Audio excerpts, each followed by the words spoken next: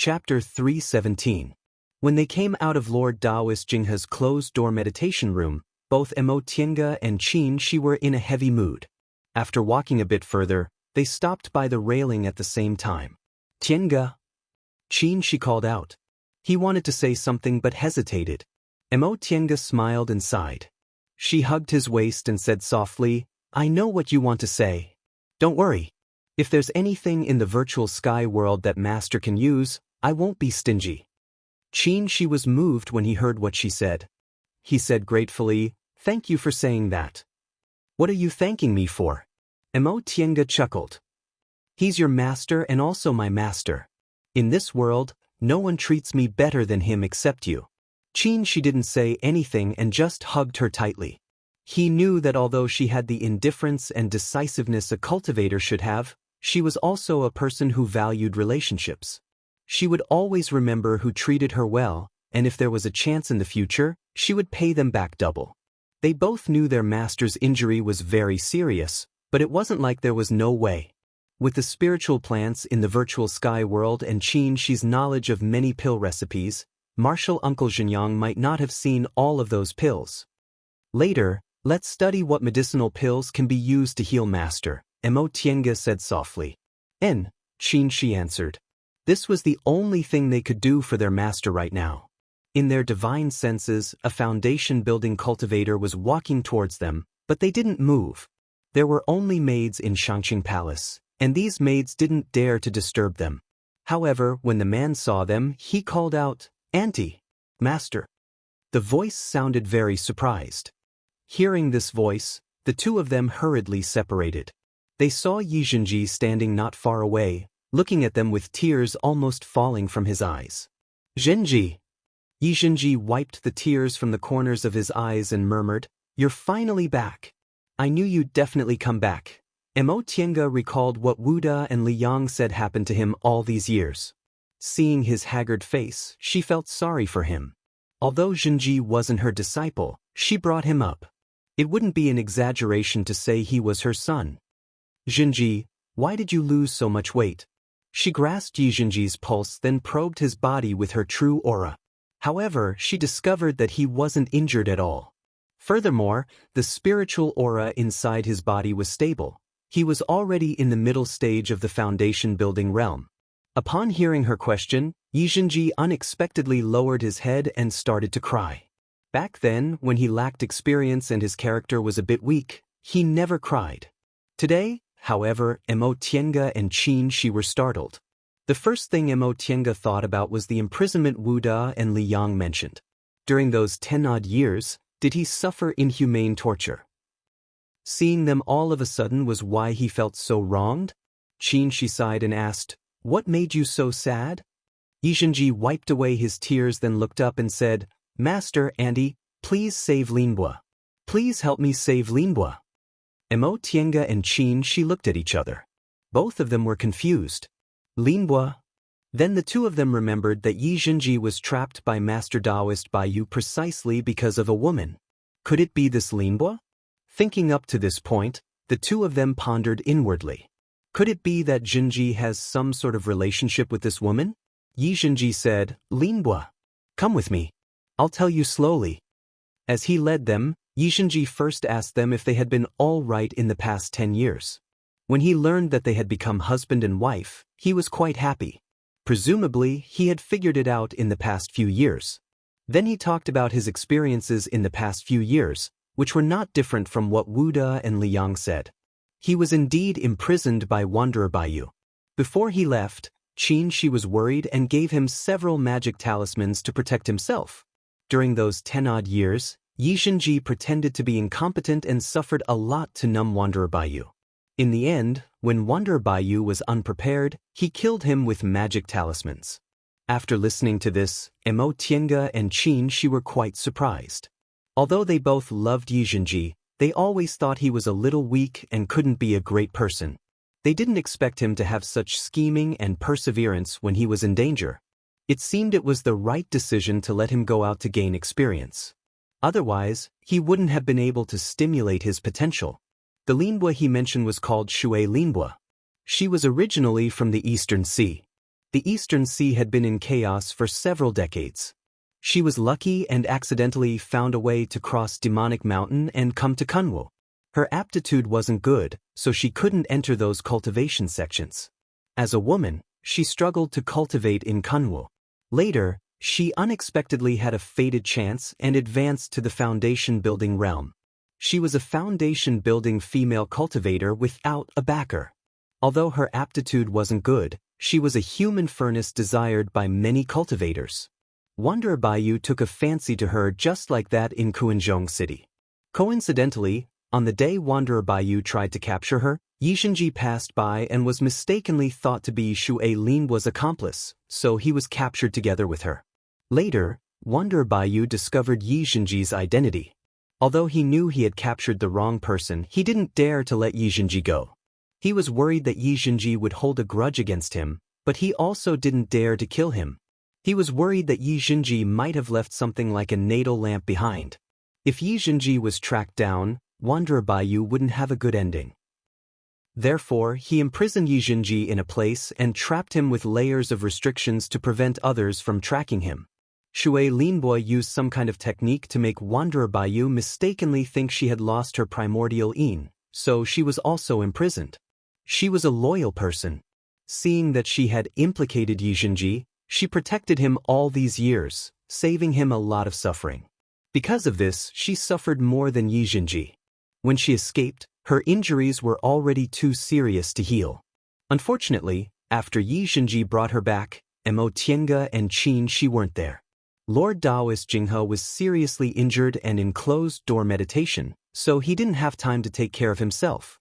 Although Shui Linhua's life was saved for the time being, no one could cure her injuries.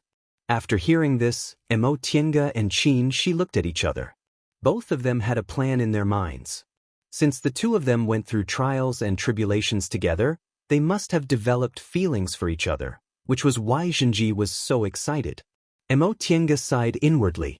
It turned out Zhenji had also grown up and had a sweetheart. Zhenji, Mo Tiange asked, "Don't you have the healing medicinal pills Auntie gave you?" "She didn't get better after taking them." Yizhenji shook his head dejectedly. "After we were caught, my Qingkuan bag was searched. Fortunately, I was careful and secretly hid some things. Later, I killed Wanderer Baiyu, but I didn't get them back. I didn't even get the magic tools Master and Auntie gave me." "It's fine." Qin Shi comforted him. "Master can refine more magic tools for you." Yizhenji smiled and whispered, "Thank you, Master." After a pause, he continued, "Later, I finally got in touch with the senior martial brothers of the branch in Kuanzhong City, and they sent me and Linhua back. When Grandmaster heard about it, he specially summoned Martial Uncle Mingjin. Martial Uncle Mingjin went to Kuanzhong City and destroyed the Individual Cultivators Alliance. Mingjin was Lord Taoist Jinghe's third disciple and one of his first 3 disciples. He had been in the core formation realm for more than 200 years and was now in the late stage of the core formation realm. He was skilled and powerful. Although the Individual Cultivators Alliance also had several core formation cultivators, the strongest ones, Taoist Kumu and Tong Tianyin, died on Demonic Mountain, and Wanderer Baiyu was killed by Yizhenji. The remaining ones were definitely not Mingjin's match. However, although Lord Taoist Jinghe liked to kill, he rarely implicated others. Presumably, Zhenji was tortured too miserably, which made him so angry. Grandmaster also gave Linhua medicinal pills, but Linhua's injuries were too serious, so he could only save her life. I know Grandmaster is also seriously injured now, so I don't dare to disturb him again. But Martial Uncle Mingjin and Grandmaster Xianin can't do anything about Linhua's injuries, so I don't know what to do." As they talked, they walked to the door of Mingxin residence. When Mo Tiange saw Zhenji opening the restriction, she asked, "Do you live here now?" Yizhenji answered, "Grandmaster took pity on Linhua and liked her unyielding character, so he let her stay. He said Mingxin residence has calm spiritual aura and is suitable for healing, so he let her live here. In order to take care of Linhua, I usually live here." His expression was sad but calm, and his smiling baby face also looked a bit more stable, which made Mo Tiange feel very gratified. "You've grown up, Zhenji." Yizhenji smiled. "Auntie, I'm almost 80 years old. I should have grown up long ago. Emo Tienga also smiled. Jinji was much taller than her, and now he looked more mature than her. He was indeed no longer the child who always relied on her. Nothing in Mingxin residence had changed. When Emo Tienga moved away, she only took daily necessities with her. Now, even the furnishings hadn't changed. Yi Jinji led them all the way to the lounge, opened the restriction, and called softly, "Linbua?" Emo Tienga and Qin Shi followed him inside. In the small lounge, the originally cold jade bed was now covered with a layer of soft fur. A haggard young woman sat cross-legged on the bed with her eyes closed, seemingly healing her injuries. As soon as Emo Tienga saw her expression, she knew her dantian and meridians were injured. Then, she saw that the spiritual aura all over her body was faintly discernible and often scattered.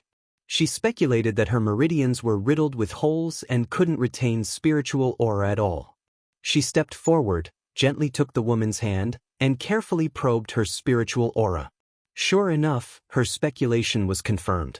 If she hadn't seen it with her own eyes, she wouldn't have believed that a cultivator's meridians were injured to this extent, and her dantian was also damaged.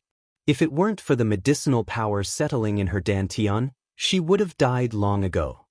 "Auntie, how is it?" Yi Jinji was a little anxious, but he was afraid of disturbing Shui Linbua, so he asked softly. Emo Tienga sighed and looked at Qin Shi. "It's very serious. No wonder senior martial brother Mingzhen and martial uncle Xianin couldn't do anything about it." Upon hearing that, Qin Shi also stepped forward to probe the woman's meridians and also frowned. Looking at their expressions, Yi Jinji couldn't care about anything else and begged, "Auntie Master, please think of a way, think of a way." "Don't worry," Emo Tienga said, "as long as there's a way, I'll definitely help you, but you have to cheer up." Upon hearing her comfort, Yi Jinji showed a determined expression. "Auntie, rest assured. No matter what happens in the end, I won't give up hope." Emo Tienga smiled and nodded. Since Jinji was begging her, she would certainly try her best. Moreover, this woman came from the Eastern Sea, so she might be related to Bishuan Court. This could also be considered a bit of a connection with her. Chapter 318. At this time, Shui Linbo finally opened her eyes. The first person she saw was Yi Jinji, and she asked softly, "Why are you here again? Aren't you going to cultivate?" There was a hint of reproach in her tone, which reminded Emo Tienga that she used to urge Yi Jinji to cultivate like this, and she couldn't help but smile. Yi Jinji stepped forward, sat down beside her, and said softly, "Linbo, my aunt and master finally came back safely. Come and see them." Shui Linbo seemed to notice that there was someone else in the room. Even though Emo Tienga and Qin Shi had restrained their auras, they were, after all, a core formation cultivator and a nascent soul cultivator. She didn't feel anything at all, so her divine sense must have been seriously injured to be so slow. She raised her head curiously, glanced at Qin Shi, and then fixed her eyes on Emo Tienga's face. This made Emo Tienga feel interested. Any woman, whether mortal or cultivator, would look at Qin Shi's face when they saw the two of them. She didn't expect this woman to just glance at him and then stare at her face. Emo Tienga guessed that if this woman didn't have an extremely good state of mind and didn't care about beauty or ugliness, then she must be very scheming. But the next moment, Shui Linbo's reaction overturned her guess. Shui Linbo's skinny, bloodless face was slightly flushed, and her expression gradually became excited. She didn't even care about etiquette and shouted at Emo Tienga, "Fairy, are you a fairy?" Not only were Emo Tienga and Qin Shi stunned, but even Yi Jinji was stunned. He asked her strangely, "What fairy?" "Linbo, what did you say?" Shui Linbo stared at Emo Tienga expectantly and said, 58 years ago, on the coast of the East Sea, and of the Shui family. Fairy, do you still remember?" Emo Tienga was stunned, and the image of a little girl with a sallow face and hopeful eyes gradually emerged in her mind. 58 years ago, on the coast of the East Sea, she gave a little girl an ordinary cultivation technique and let her embark on the path to immortality. "It's you, you're really a fairy." Shui Linbo cried tears of joy and then struggled to get up and kneel. "Fairy, thank you for giving me the book." If it weren't for you, there would be no Shui Linbo today. Get up first. Mo Tienga gently raised her hand, and an invisible spiritual aura pushed Shui Linbo back to the bed. He looked at Shui Linbo in disbelief and then at Mo Tienga. Linbo, is my aunt the fairy who gave you the cultivation technique? Shui Linbo nodded and said happily, so this fairy is your aunt? No wonder I always felt that Xianqing School's clothes were very similar to fairies. At that time, she was only 8 years old, so she could only vaguely remember many things. She could only roughly remember Mo Tienga's appearance. If it wasn't for the fact that Mo Tienga's appearance hadn't changed all these years and her clothes were still the same as before, she probably wouldn't have recognized her. Mo Tienga originally thought that since this female cultivator came from the Eastern Sea, they might have some kind of relationship, but she never expected that their relationship would be so deep. Back then, it was just something he did casually, but who would have thought that it would create a foundation-building female cultivator today? Moreover, she even had a close relationship with Jinji. It could be seen that there were indeed coincidences in this world. Shui Linbo didn't mention such a trivial matter back then, so Qin Shi also didn't know. Seeing their expressions, he asked Mo Tienga, "What's wrong? Is she your old friend?" Mo Tienga nodded and smiled. I also didn't expect it to be so coincidental. Back then, I was ordered by my master to travel and arrived at the coast of Donglin. This child has spiritual roots. Back then, her parents begged me, so I gave her a cultivation technique. I really didn't expect her to cultivate to this level. I see. Qin Shi nodded.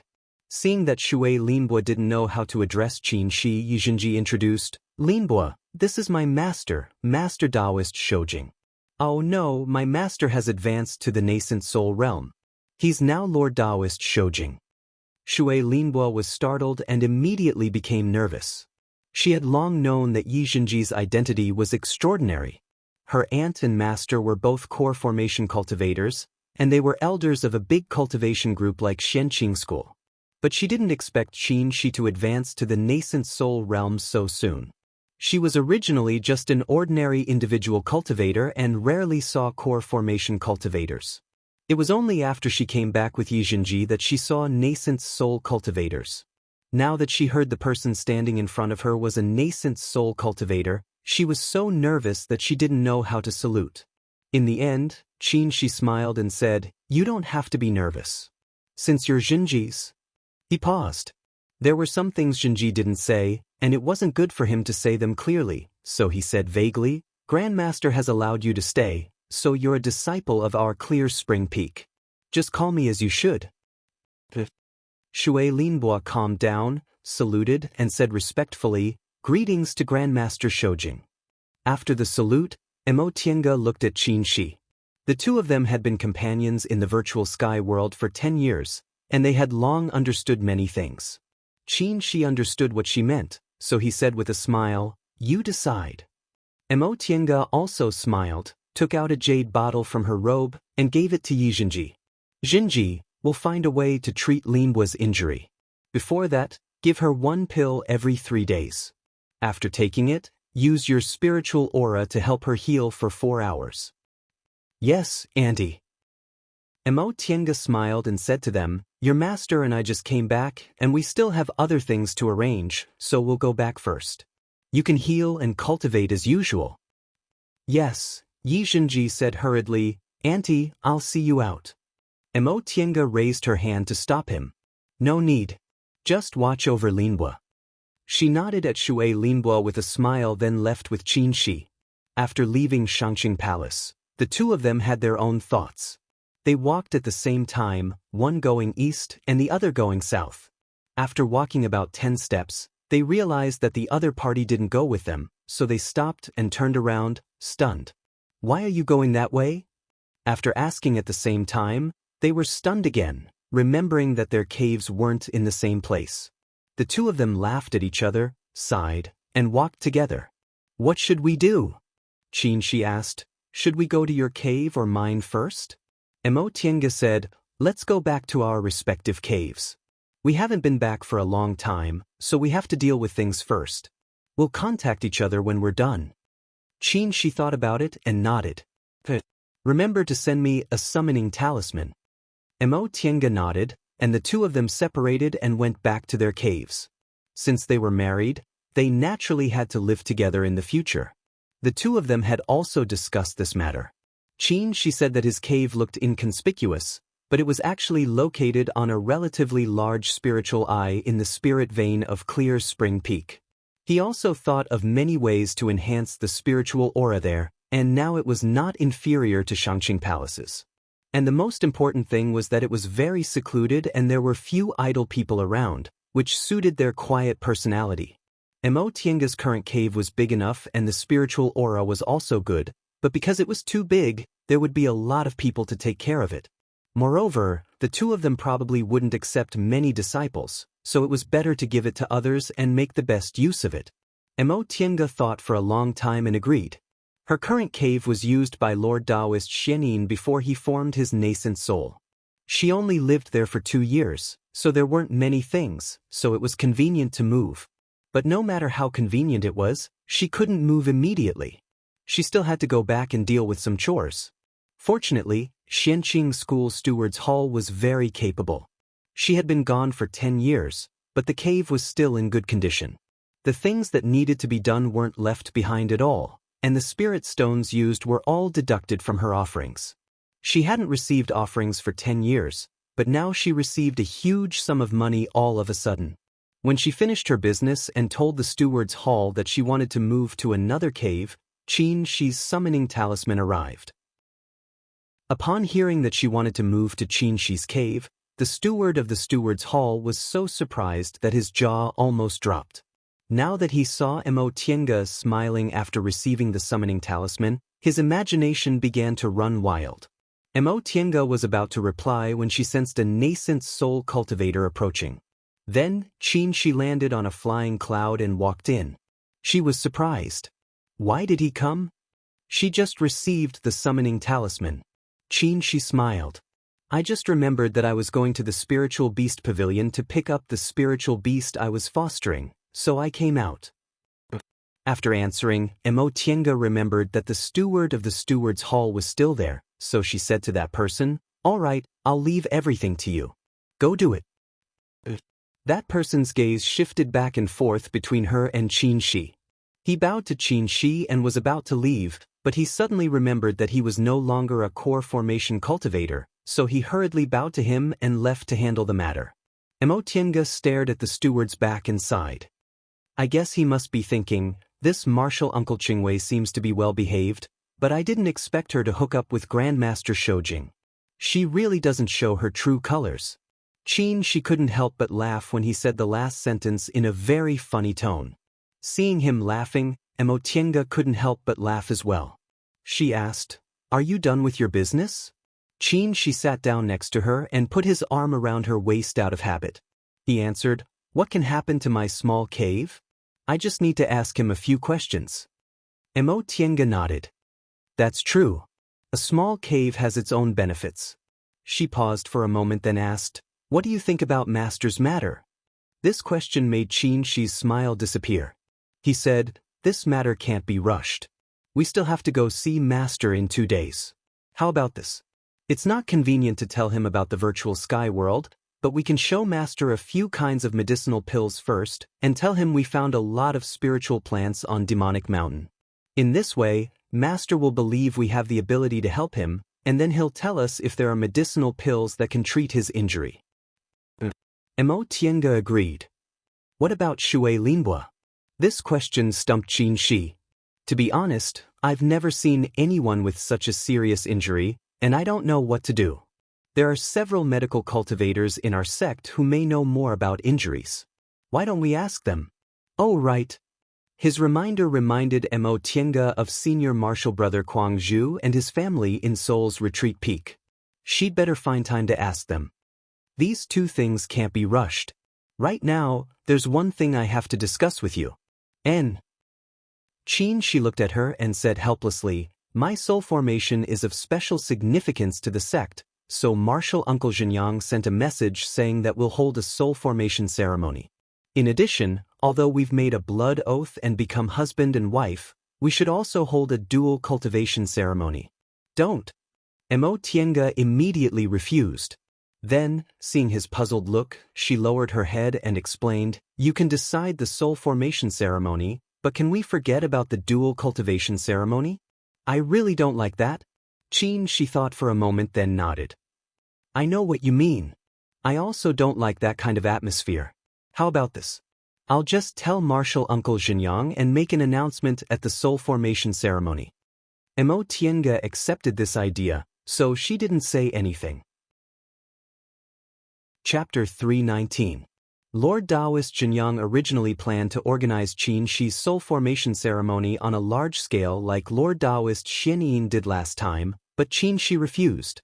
In his opinion, since Xianqing school's reputation was flourishing day by day and Tiandao sect was declining day by day, it would be too domineering and disagreeable for them if they still held a big event like last time. It would be better to keep a low profile. After thinking about it, Lord Taoist Xinjiang accepted.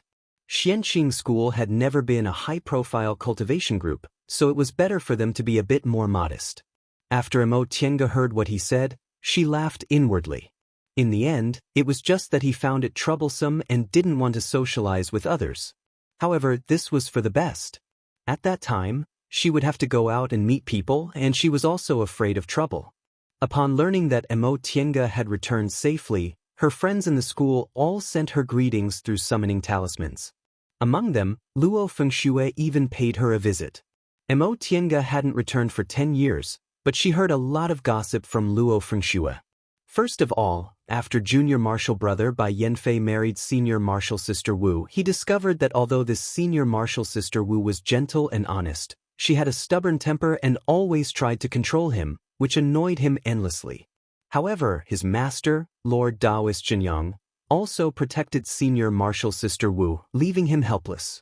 Speaking of this matter, Luo Fengxue took pleasure in junior martial brother Bai's misfortune.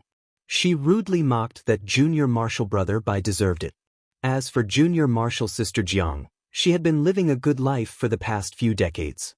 Her aptitude wasn't bad in the first place.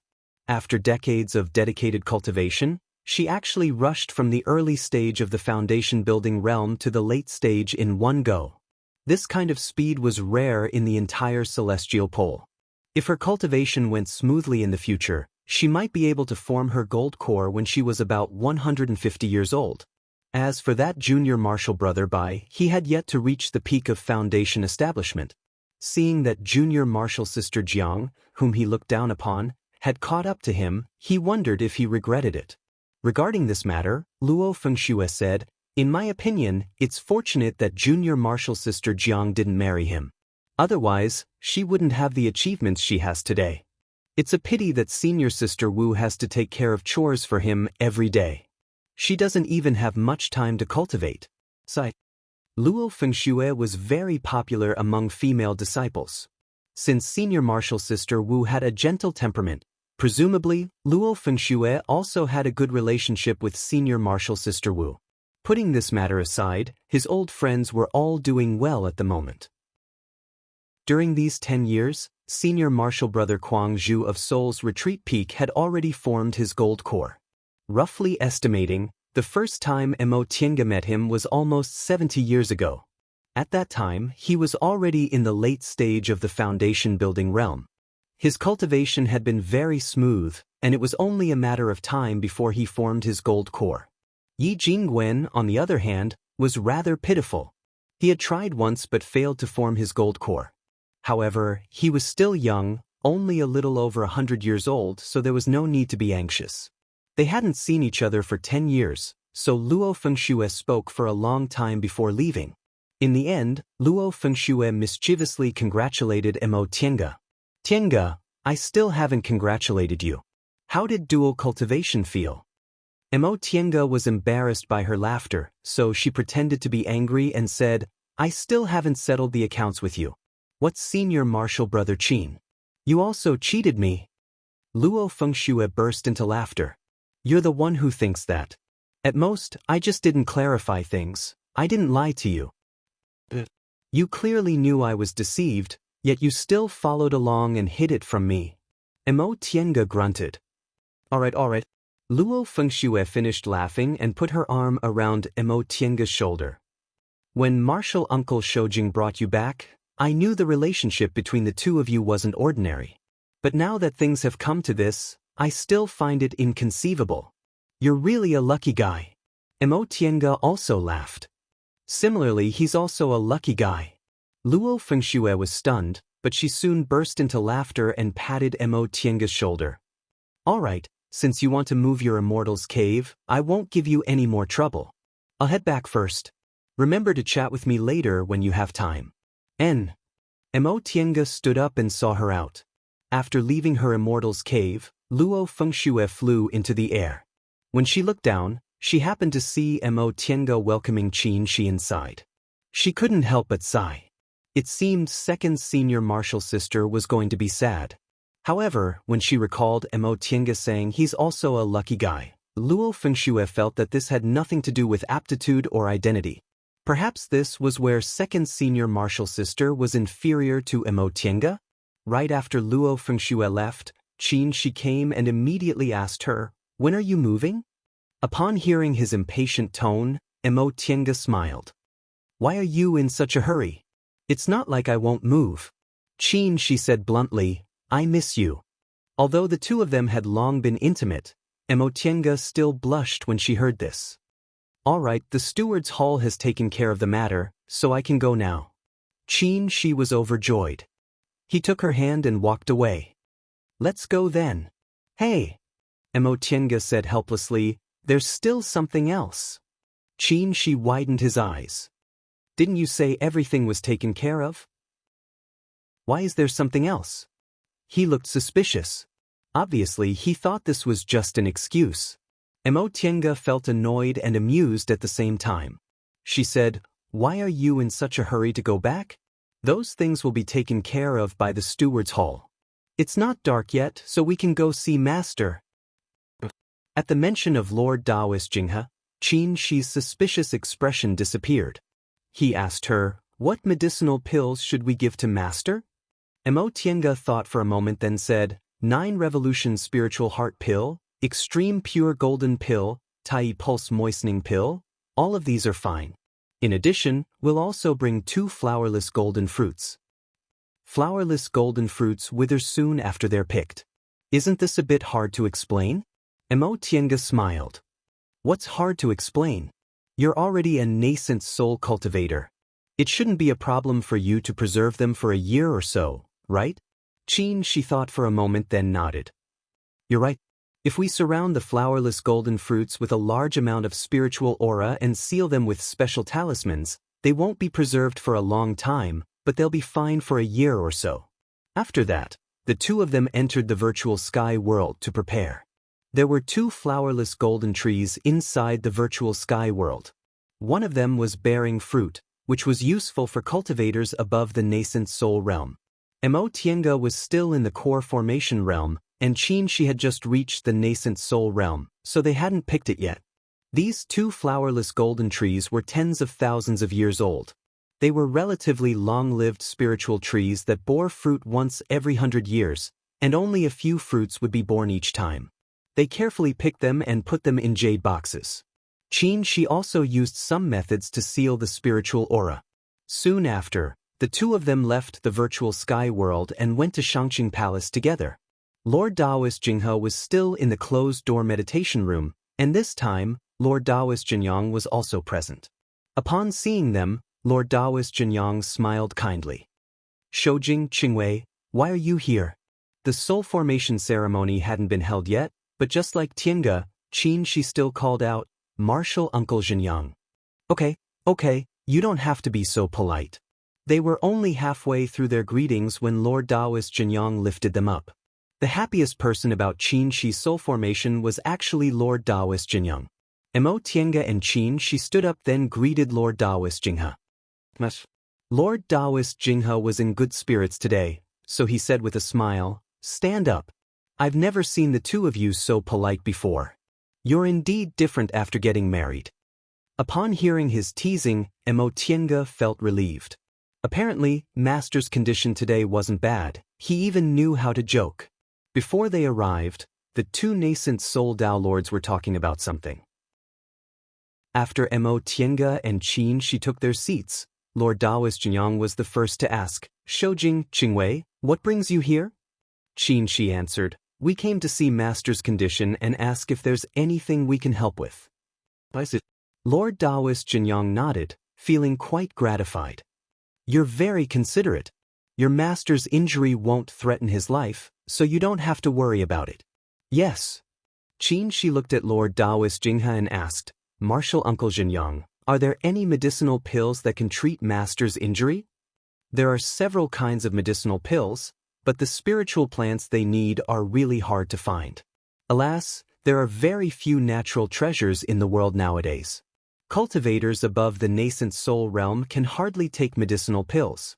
In the past 10 years, we've only concocted a few healing medicinal pills. Upon hearing this, Mo Tiange and Qin Shi exchanged glances. Qin Shi took out 2 jade boxes from his Qianquan bag and said to the two of them, Master, Martial Uncle Jinyang, Tiange and I benefited from a disaster on Demonic Mountain this time. We obtained some treasures. Take a look and see if they're useful for Master's injury. The two Lord Taoists looked quite surprised. They knew Qin Shi's vision. The treasures, he said, must be precious. Lord Taoist Jinyang took the boxes and heard Qin Shi say, here are some medicinal pills. We obtained some spiritual plants, and the ones that weren't suitable to be preserved were refined into medicinal pills. Here are 3 flowerless golden fruits. Fortunately, I've formed my nascent soul, otherwise I wouldn't have been able to bring them back. Flowerless golden fruits. The two Lord Taoists were shocked and glanced at each other. Lord Taoist Jinyang put the box of medicinal pills aside. Seeing that the jade box was full of spiritual aura, he carefully peeled off the complicated talisman on it. After the box was opened, the two Lord Taoists immediately gasped. Inside the jade box were 3 golden fruits. The skin of the fruits was gold without any impurities. As soon as the box was opened, they smelled a sweet grass-like fragrance. Flowerless golden fruits. Lord Taoist Jinghe took a deep breath and murmured, yes, these are flowerless golden fruits. Judging from their color, that flowerless golden tree is at least 10,000 years old, right? Nascent soul cultivators were nascent soul cultivators after all. They could determine the age of the flowerless golden fruits at a glance. Lord Taoist Jinyang looked for a long time before he sighed and turned to ask Qin Shi, where's the flowerless golden tree you found? Do you remember its location? Qin Shi shook his head and said, everything changed after the changes on Demonic Mountain. Tiange and I met it by chance when we were lost. The terrain there was very special. We went back to look for it, but we couldn't find it no matter what.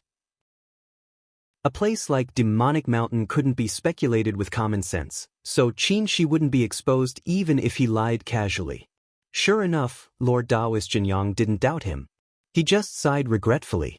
Qin Shi asked again, Martial Uncle Jinyang, is this thing useful for Master's injury? Lord Taoist Jinghe answered with a smile, of course it's useful. Cultivators below the nascent soul realm can't bear the spiritual aura of flowerless golden fruits, but for nascent soul cultivators, 1 fruit is equivalent to several years of rest. Not bad. Lord Taoist Jinyang looked at the 3 fruits with eyes full of reluctance. It was also rare for him to see such spiritual objects. With these 3 fruits, your master's recovery time can be reduced by at least 30 years. Mo Tiange and Qin Shi glanced at each other. They were very happy. Martial Uncle Jinyang, take a look at these medicinal pills again. Are they useful for Master? Chapter 320. After coming out of Shangqing Palace, Missouri Tiange and Qin Shi looked at each other and couldn't help laughing. Things went smoothly. The 2 nascent soul Lord Taoists didn't doubt the things they took out and confirmed that they were useful for Lord Taoist Jinghe's injuries. In addition, Lord Taoist Jinyang also told them several kinds of medicinal pills that might heal Lord Taoist Jinghe's injuries.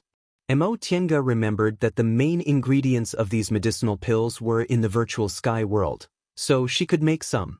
However, this matter didn't need to be urgent. For now, with those medicinal pills, the matter of Master could be put on hold. After all, medicinal pills and flowerless golden fruits were enough for Lord Taoist Jinghe to use for several years. What about now? Go back? Qin asked. Mo Tiange thought for a moment and said, let's go see Shui Linbo on the way. Qin had no objection, so the two of them went back to Shangqing Palace. After seeing Shui Linbo that day, Yixinji told them in detail about Shui Linbo's background and what they had experienced. This child really had deep feelings for Shui Linbo. Mo Tiange was now a person who had experienced the feeling of love.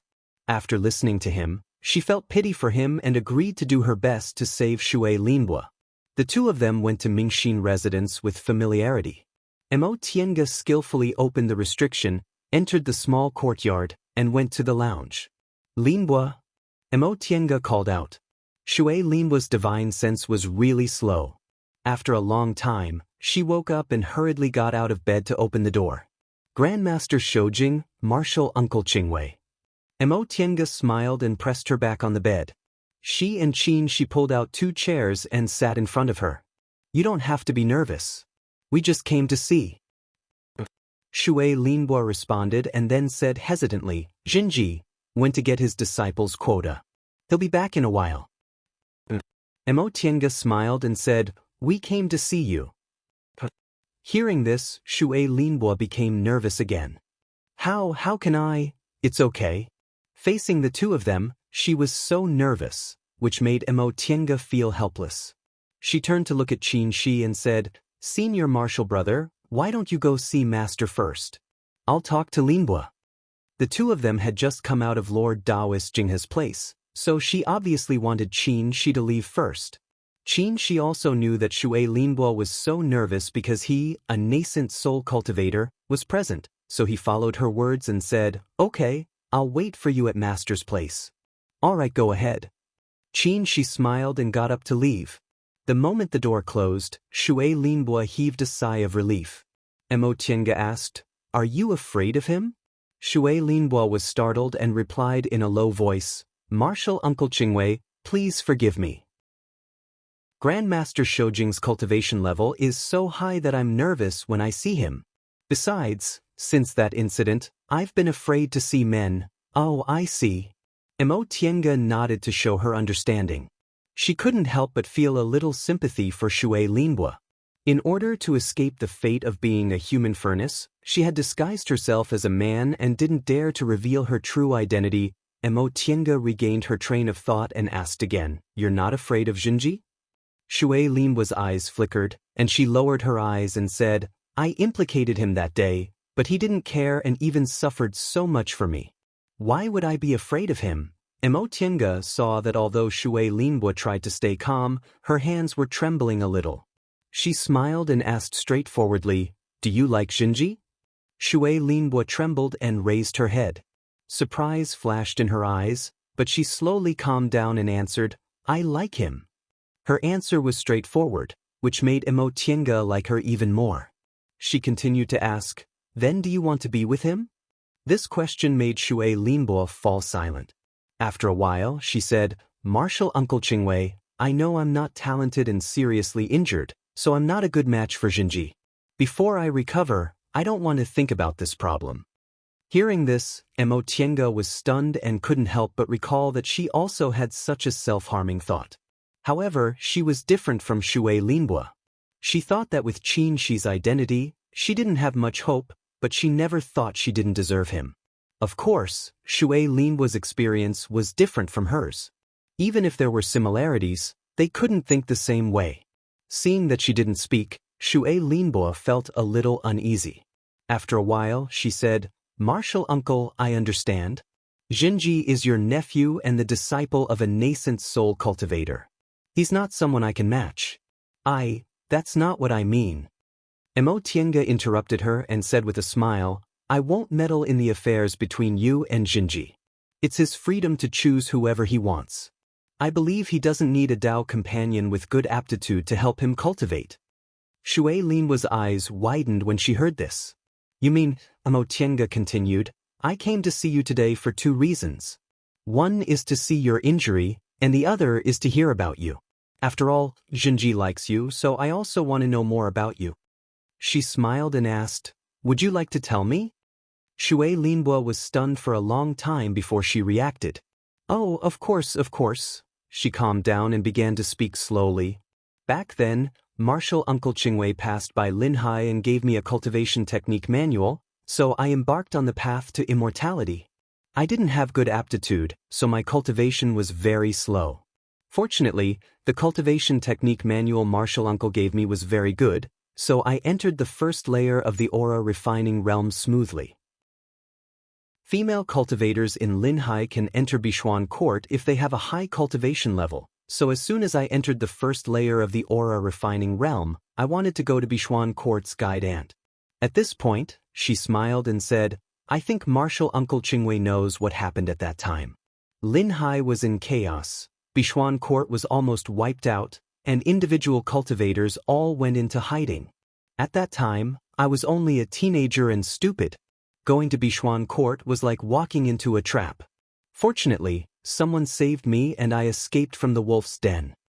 Upon hearing this, Mo Tiange nodded. "You're lucky." "Yes." Shui Linbo smiled and said, "Although I often encountered bad luck, I always met a benefactor who saved me.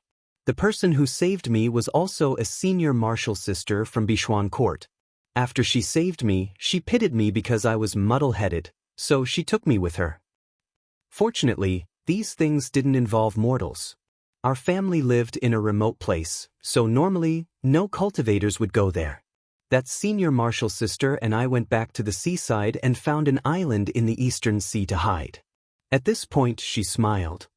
"In fact, that was the happiest period of my life. There were many cultivators like us hiding near that island. We were in the same boat and helped each other. If there was anything I didn't understand about cultivation, they would try their best to help me. Although we were short of materials and had no spirit veins, so my cultivation was very slow, I still felt very happy." Recalling the past, Shui Linbo was silent for a while before she continued to say, "I learned a lot there. That senior martial sister taught me a lot. Unfortunately, later, she was accidentally injured by a demonic beast. We didn't have any medicinal pills at all, so we could only watch her die." She took a breath and continued to say, "Martial Uncle, you also know that my family situation isn't very good. My father fishes very hard every day and doesn't earn much money. In the end, I'm also a cultivator, so I often use immortal techniques to catch some rare fish and bring them back to exchange for money for my father. Although my cultivation level is very low, I can still do this kind of thing.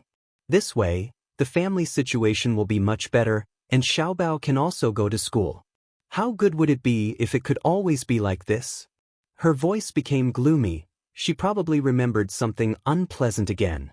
Mo Tiange asked, "Then how did you come to Kunwu? Isn't the transporting formation from Linhai to Kunwu in Bishuan Court?" Shui Linbo shook her head with a wry smile. "I didn't come out through the transporting formation." She paused for a moment then continued, "Demonic beasts occasionally appeared near the island we lived on. Once, when I went to catch fish, I accidentally encountered a demonic beast. When I ran for my life, I fell into a whirlpool. When I woke up, I found myself in Yen country."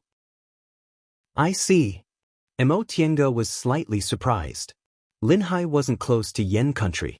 It seemed this whirlpool wasn't simple. It could unexpectedly transmit people to such a far place. Shui Linbo said with a smile, "Every time my life is in danger, my luck is always very good. After I arrived in Yen country, I found I couldn't go back, so I had no choice but to adapt myself. When I was in Linhai, I heard that Kunwu was a holy land for cultivation. Since I came out, I naturally wanted to go to Kunwu. Later, when I traveled thousands of miles to Kunwu, I found that with my qualifications, no cultivation group would accept me, so I worked in the market square to earn some spirit stones for my cultivation." Mo Tiange was no stranger to this kind of life. She and her second uncle had also lived like this. However, she was a bit puzzled. With your qualifications, without a lot of spirit stones, it's impossible for you to build your foundation. It's even difficult for you to cultivate to the 5th layer of the aura refining realm or above. How did you do it?" Shui Linbo said, "Once, I worked for a medicine shop and went to the southern forest to pick medicinal herbs. I accidentally picked several purple jade Ganoderma that were hundreds of years old and hid them. Later, I sold them in batches at the trade fair. With these spirit stones, I reached the 10th layer of the aura refining realm and bought the foundation building pills. You built your foundation on your first try? Shui Linbo nodded. Yes, even I can't believe it. In fact, after buying the foundation building pills, I didn't have many spirit stones left. If I couldn't build my foundation, I probably wouldn't have another chance in my life. Who knew God would bless me and let me build my foundation on my first try? Speaking up to this point, she laughed. Mo Tienga nodded silently. It wasn't impossible for someone with 5 spiritual roots to build their foundation on their first try, but it was really a stroke of luck. Among thousands of people, there might not even be one. Thinking of this, she secretly shrouded Shui Linbo with her divine sense. After finding that Shui Linbo was calm and didn't seem to be lying, she smiled. It's really luck. Among the people I know, almost no one can build their foundation on their first try with 5 spiritual roots. Back then, before she met Zhong Muling and only had 5 wasted spiritual roots, she had built her foundation twice, and the second time, she had to take 3 foundation building pills in a row to build her foundation. In comparison, Shui Linbo's luck wasn't just good.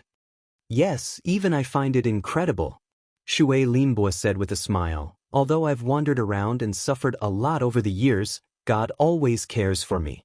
Every time I escape from death, I succeeded in building my foundation on my first try. Every time I think of this, I tell myself to live well. Looking at her calm smile and confident look, Mo Tienga sighed inwardly. If this child didn't lie, with her steadiness and perseverance, it was Jinji's blessing to be with her. Chapter 321. Mo Tienga found an opportunity to visit Guangzhou about Shui Linbo's injury. After forming his gold core, senior martial brother Guangzhou was as calm and indifferent as before. He didn't treat her warmly because of her current identity, nor did he treat her coldly. After a sincere invitation, senior martial brother Guangzhou finally agreed to visit Shui Linbo when he had time, which made Mo Tienga breathe a sigh of relief. The cultivation techniques practiced by medical cultivators were different from those practiced by Dharma cultivators. Their cultivation techniques paid more attention to the nourishment of the body's meridians and dantian, just like the cultivation techniques used in the secular world, but they were much more powerful. Now that he was in the core formation realm, senior martial brother Guangzhou already knew a cultivator's body like the back of his hand. Even if he couldn't cure Shui Linbo's injury, he could at least give some advice. After dealing with these chores, Mo Tienga officially moved to Qin Shi's cave. Although Qin Shi's cave wasn't as big as Mo Tienga's previous cave, it wasn't small either. Needless to say, the pill concocting room, the tool refining room, and the spiritual beast room were fully equipped. In addition, there were several small caves, which were originally prepared for him to accept disciples. Although there weren't many, given their personalities, they probably wouldn't accept many disciples, so it should be enough. However, the life of 2 people was different from that of 1 person. Qin Shi also specially prepared a closed-door meditation room for emergencies, and his original cultivation room was shared by the 2 of them. With the experience of cultivating together in the virtual sky world, they both knew that cultivating in the same cultivation room wouldn't affect each other, so they could completely share the same room and didn't need to set up anything else.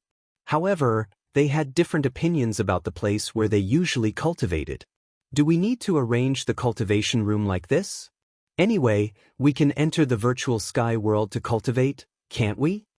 Hearing this, Qin Shi sighed and said, Tienga, maybe you haven't noticed that you don't feel any pressure when cultivating in the virtual sky world, but I don't. His words startled Mo Tienga. Pressure? Qin Shi said, your spiritual roots of the origin and the art of the origin complement each other in an environment like the virtual sky world. But for me, I only feel no pressure inside the virtual sky world when I'm cultivating the art of 3 primordial cycles. At other times, whether it's the pure yang technique or other spells, the pressure is enormous. Is that so? Mo Tienga felt incredulous. Qin Shi frowned and said, I've been thinking about this problem for a long time, but I still can't figure it out. If we ask Master with Master's experience, he might be able to give us some advice. But, although both of them trusted Lord Taoist Jinghe, a secret wouldn't be a secret if too many people knew about it. Therefore, they only intended to help their master recuperate under other pretexts and didn't intend to tell him about the virtual sky world. She continued on, I've been thinking about it for a long time. Perhaps it's because the spiritual aura in this place is too strong. Aside from the art of 3 primordial cycles, which is confirmed to be an ancient cultivation technique, my other techniques have probably been modified by later generations. Furthermore, I have double spiritual roots. Tiange, in the end, I'm different from you. His last sentence was filled with helplessness. They were indeed different. Tiange's aptitude and cultivation technique all came from the distant past era, and the environment she cultivated in was also the virtual sky world from the distant past era. Therefore, it wouldn't be an exaggeration to say her state was that of an ancient cultivator. However, she wasn't like that.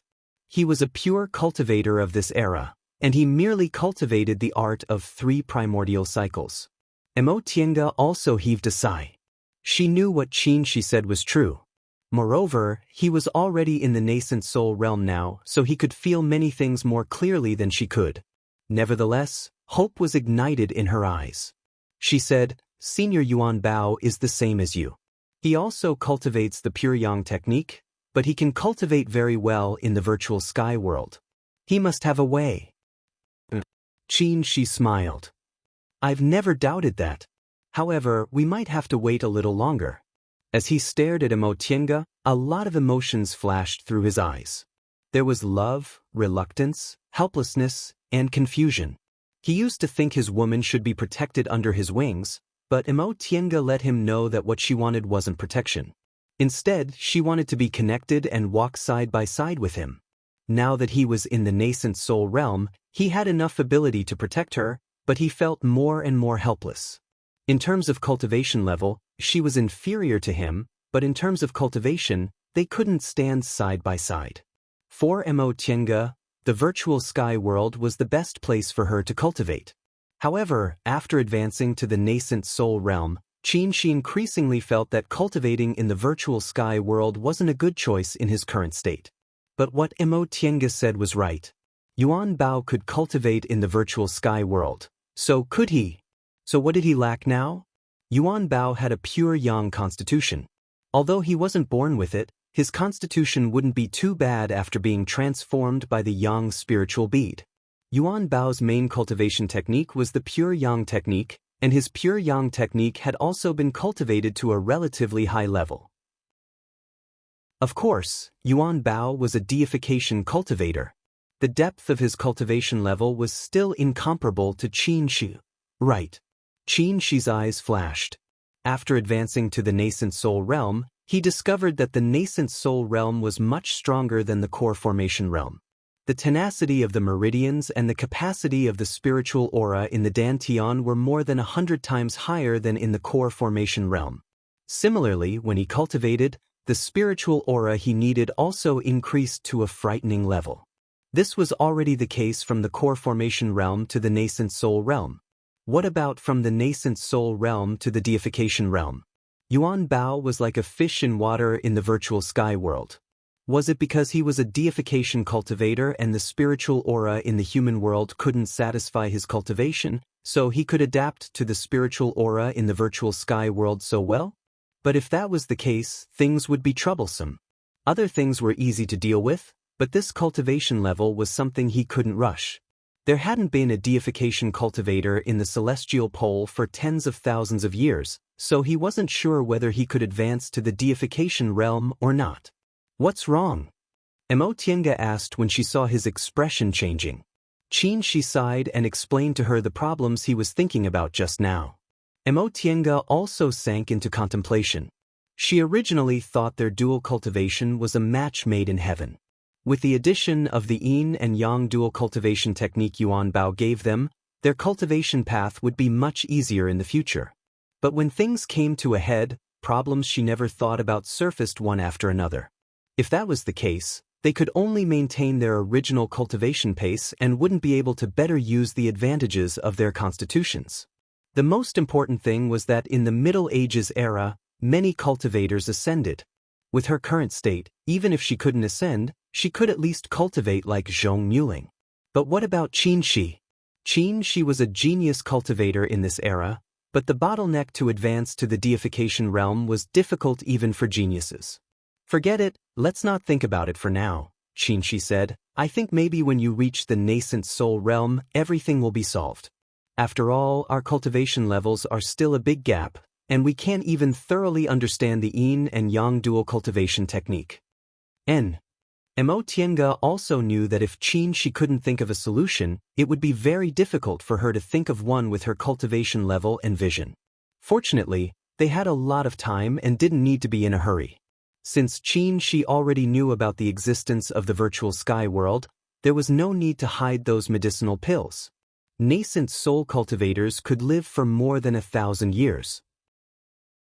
If their cultivation level was high and they took good care of themselves, it wasn't impossible for them to live for more than 2,000 years. Coupled with the longevity pills concocted from the spiritual herbs in the virtual sky world, Qin Shi could live for more than 2,000 years.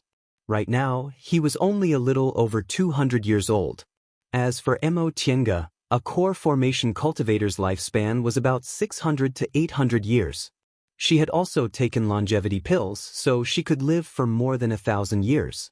Besides, she was very confident in her cultivation speed. Even if she didn't take 100 years, she could still form her nascent soul in 200 years. In this way, these problems could be solved slowly in more than 1,000 years' time. There's one more thing. Mo Tiange remembered. What do you think of Shui Linbo? Although Qin Shi didn't participate in the conversation with Shui Linbo, with the power of a nascent soul cultivator, his divine sense had never left Mingxin residence, so he clearly knew the content of their conversation. Qin Shi thought for a moment and said, except for the fact that her origin can't be verified, there are no other flaws. Mo Tiange nodded. This was also her conclusion. Shui Linbo said she came from the Eastern Sea and was an old friend. However, at that time, and was still young, so she couldn't recognize her at all. In other words, she couldn't confirm whether Shui Linbo was really the little girl from the Eastern Sea. In addition, everything else she said could be verified. With the manpower of Xianqing School, it wasn't difficult to investigate the experience of an individual cultivator, and she had already secretly ordered the steward's hall to handle this matter. Don't worry too much. Qin Shi comforted her. She's a foundation-building cultivator after all, and the whole Xianqing Palace is under the control of Master's divine sense. If there was anything wrong with her, Master would have warned us. Mo Tiange thought about it and agreed. Maybe the two of them didn't have enough experience, but Master was a real old fox. Even if he was seriously injured now, it was impossible for a small foundation-building cultivator to deceive him. It was difficult for a low-level cultivator to lie under the spiritual aura pressure of a high-level cultivator. After pondering for a while, Mo Tiange suddenly smiled. The two of us are actually worried about a foundation-building cultivator. Alas. Qin Shi smiled and said, we have to be careful. It's fine if she's just an ordinary disciple. Which cultivation group doesn't have a few spies from other cultivation groups? But Zhenji has feelings for her, so things are different. Zhenji is my only disciple and also your nephew. He can be said to be our closest junior. If they perform dual cultivation, Shui Linbo's identity will be unusual. Mo Tiange suddenly had an idea and said, by the way, if there's nothing suspicious about her, I can accept her as my disciple. I remember she has 5 spiritual roots, so maybe she can practice the art of the origin. Qin Shi couldn't help but smile. How can a cultivator with 5 spiritual roots casually practice the art of the origin? I think it's because Shui Linbo likes your temperament.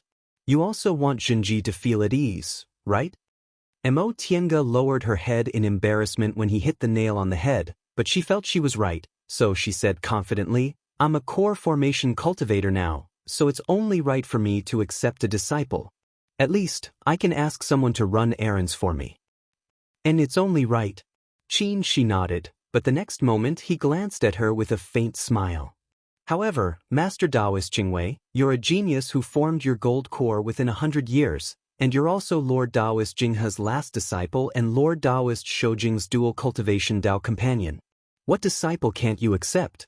Why do you have to accept a disciple with 5 spiritual roots who's half dead? Mo Tiange laughed dryly and had to admit it.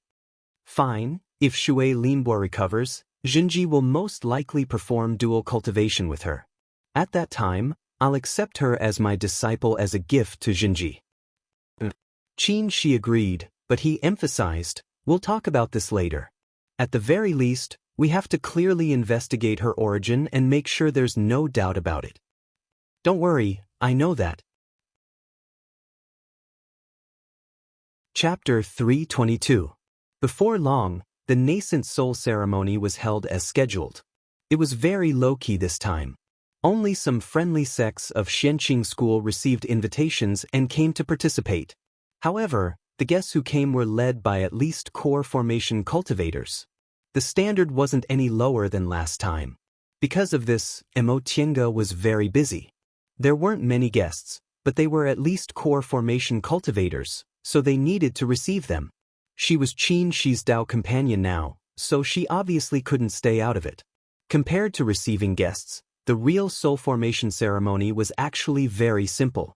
Just like last time, under the witness of all the disciples and guests, Qin Shi paid his respects to the 3 Pure Ones patriarchs, accepted the title of Grand Supreme Elder, and kowtowed to express his gratitude for his master's kindness. Unlike last time, after kowtowing to thank his master, Mo Tiange also went forward and reported to Lord Taoist Jinghe with Qin Shi, asking him to allow them to become Tao companions. Afterward, the nascent soul ceremony ended and the guests were invited. This time, Mo Tiange finally didn't need to accompany the guests. She and Qin Shi followed Lord Taoist Jinghe back to Shangqing Palace. Today, Lord Taoist Jinghe wore a Qiankuan Taoist robe, a Qiankuan crown, a pair of 8 trigram shoes, and traditional nascent soul Taoist clothing of Xianqing school. He looked extraordinary, and his face was carefully groomed. His short beard was neat. However, as soon as he entered Shangqing Palace, his body swayed and he couldn't even stand steadily. Master! Mo Tiange and Qin Shi called out in unison and hurried to help him. With their help, Lord Taoist Jinghe sat back on the dragon chair in the hall. His black hair quickly faded and turned pure white. For this nascent soul ceremony, Lord Taoist Jinghe used a secret technique to temporarily restore his appearance to before he was injured. After all, he was the second nascent soul expert in Xianqing school, second only to Lord Taoist Jinghe. If his old appearance was seen by the guests, today's nascent soul ceremony wouldn't achieve its purpose of announcing Xianqing school's strength. After sitting down, Lord Taoist Jinghe took a breath and waved his hand, signaling the two to let him go. Mo Tiange asked with concern, Master, how are you? Lord Taoist Jinghe swallowed a medicinal pill, shook his head, and said with a smile, Fortunately, I have these medicinal pills you prepared. I'm fine. Then he closed his eyes and meditated. Mo Tiange and Mo Tiange felt a bit relieved after hearing what Lord Taoist Jinghe said. Although his hair still turned white, his face wasn't as old as it was when they first came back. This was a good sign because it showed that Lord Taoist Jinghe's cultivation level was continuously recovering. After a while, Lord Taoist Jinghe opened his eyes. After adjusting his breathing, his complexion looked much better. He raised his head to look at his 2 disciples and smiled. Thanks to the flowerless golden fruit you brought back, Master's meridians have recovered quite a bit. As long as I have enough medicinal pills, I should be able to recover to my peak state within 50 years. If I'm lucky, I might be able to reach the late stage of nascent soul during this process. That would be a blessing in disguise. Mo Tiange and Qin Shi glanced at each other, but they didn't feel very happy. Although what Master said might not be impossible, how many cultivators have been stuck at the early stage of nascent soul for hundreds or even thousands of years? The nascent soul stage had never been difficult to cultivate, but it was difficult to advance. The breakthrough of a small stage was no less than the bottleneck of nascent soul formation. With a sigh in his heart, Qin Shi said, Master, rest assured. I'm already a nascent soul cultivator now, so I have the ability to search for medicine for you. This time, Lord Taoist Jinghe didn't refuse. His strength was right in front of him. Qin Shi was now a nascent soul cultivator who could stand shoulder to shoulder with him. By the way, the medicinal power of those 3 flowerless golden fruits is too strong, so I can't take them all at once. You've just formed your nascent soul, so your realm isn't stable yet, so you can't take such spiritual medicine. Therefore, I gave one to your martial uncle Zhenyang. I'll let Master decide on these matters, Qin Shi said softly. When they harvested the flowerless golden fruits, they were worried they wouldn't have enough, so they plucked all the fruits from the tree. These fruits couldn't be kept for too long. If they weren't taken in time, their spiritual aura would be lost, so giving one to Lord Taoist Zhenyang was the most appropriate way to deal with them. After all, Lord Taoist Zhenyang also contributed a lot to Lord Taoist Jinghe's injury. Lord Taoist Jinghe's eyes flashed as he stared at the 2 disciples in front of him. He asked, "Did the 2 of you encounter some difficulties while cultivating?" This question startled the 2 of them. Mo Tiange said, "Master, how did you know?" Lord Taoist Jinghe chuckled. "What haven't Master seen? I've long felt it wouldn't be easy for you to perform dual cultivation." Qin Shi suddenly thought of something and asked, "Master, which direction do you think we'll encounter problems?" "What? Are you testing me?" Lord Taoist Jinghe glanced at him and said with a faint smile, "In my opinion, the problem might be the incompatibility of your cultivation techniques." Mo Tiange and Qin Shi looked at each other. Although it wasn't very accurate, it wasn't far off. Lord Taoist Jinghe looked very confident. "What? Is Master wrong?" Qin Shi nodded helplessly. "Yes. Master, why do you think so?" "It's very simple," Lord Taoist Jinghe said. "In the end, Tiange's situation is too complicated. She has both a pure Yin constitution and a spiritual root of the origin, which can't be used without a special cultivation technique. If the 2 of you don't choose cultivation techniques that match your constitutions and only perform dual cultivation based on your constitutions, the effect will be much worse. Not to mention the virtual sky world, this was indeed the problem they encountered now. Qin Shi couldn't help but ask, "Master, do you have any solution?" Lord Taoist Jinghe shook his head. Lord Taoist Jinghe simply shook his head. "I've seen more than you, but I'm not omnipotent. Do you think I know everything?" He paused for a moment, then said in a relaxed tone, "However, Master can give you a suggestion." Mo Tiange's and Qin Shi's eyes brightened and they stared at him. Lord Taoist Jinghe smiled and said, You should enter closed-door meditation to stabilize your realm first." Qin Shi was stunned and said in disbelief, "Master, what kind of suggestion is that?" "It wouldn't help their situation at all." Lord Taoist Jinghe smiled. "Although you're a nascent soul cultivator now, you haven't fully understood the true meaning of this realm, so there are many things you can't understand for a while. It's very simple to solve this problem, but the method is also very stupid. That is, enter closed-door meditation to stabilize your realm and fully understand the state of the nascent soul realm." At this point, he warned Qin Shi earnestly, "Boy, the nascent soul realm isn't that simple. People say that once you reach the nascent soul realm, you'll have the ability to move mountains, overturn seas, and land. This isn't an exaggeration. When you completely reach the level of the nascent soul stage, you will understand the horror of the nascent soul stage. In this level, you will be able to completely grasp the profoundness of cultivation arts, and you will be able to use some secret arts with ease. You can even create your own cultivation arts." Qin Shi was silent, but his eyes flashed. He had heard about these things sporadically, but after he reached the nascent soul realm, he found it wasn't so exaggerated. He thought it was just people exaggerating, but his master wouldn't lie to him. Creating his own cultivation technique. Only by understanding the true secret of spiritual aura could he create his own cultivation technique. If he really reached that realm, the dual cultivation technique between him and Mo Tiange could be modified based on their actual situation. In other words, he could create a cultivation technique unique to the 2 of them. Lord Taoist Jinghe showed a satisfied smile. "You're a smart child. The master leads the way, but the cultivation depends on the individual. This saying also applies in the cultivation world. I can only tell you this much about the nascent soul realm. Next, you have to rely on yourself to understand it. Qin Shi carefully pondered his words in his heart. In the end, he nodded. I understand, Master. Lord Taoist Jinghen nodded with a smile. All right, I'll go back and continue my closed-door meditation. With these medicinal pills, I won't come out for 10 years. You two can go now. Yes, Master. The two of them respectfully excused themselves. Qin Shi's mood surged after hearing those words. He took Imo Tienga's hand and went back to his cave, but he still couldn't restrain his emotions. Tienga. Imo Tienga stared at him. Qin Shi's current expression clearly showed that he had made a decision. This was also related to her future path. After a while, when these mundane things are done, I'll enter closed-door meditation. Qin Shi sighed, looked down at her, and said softly, I'll enter closed-door meditation here. He emphasized it like this because he didn't plan to enter the virtual sky world anymore. Imo Tienga didn't say anything. In fact, she was already prepared in her heart. There were still many problems to solve between them. With Qin Shi's personality, he wouldn't covet the little convenience in the virtual sky world and give up exploring the true meaning of the nascent soul.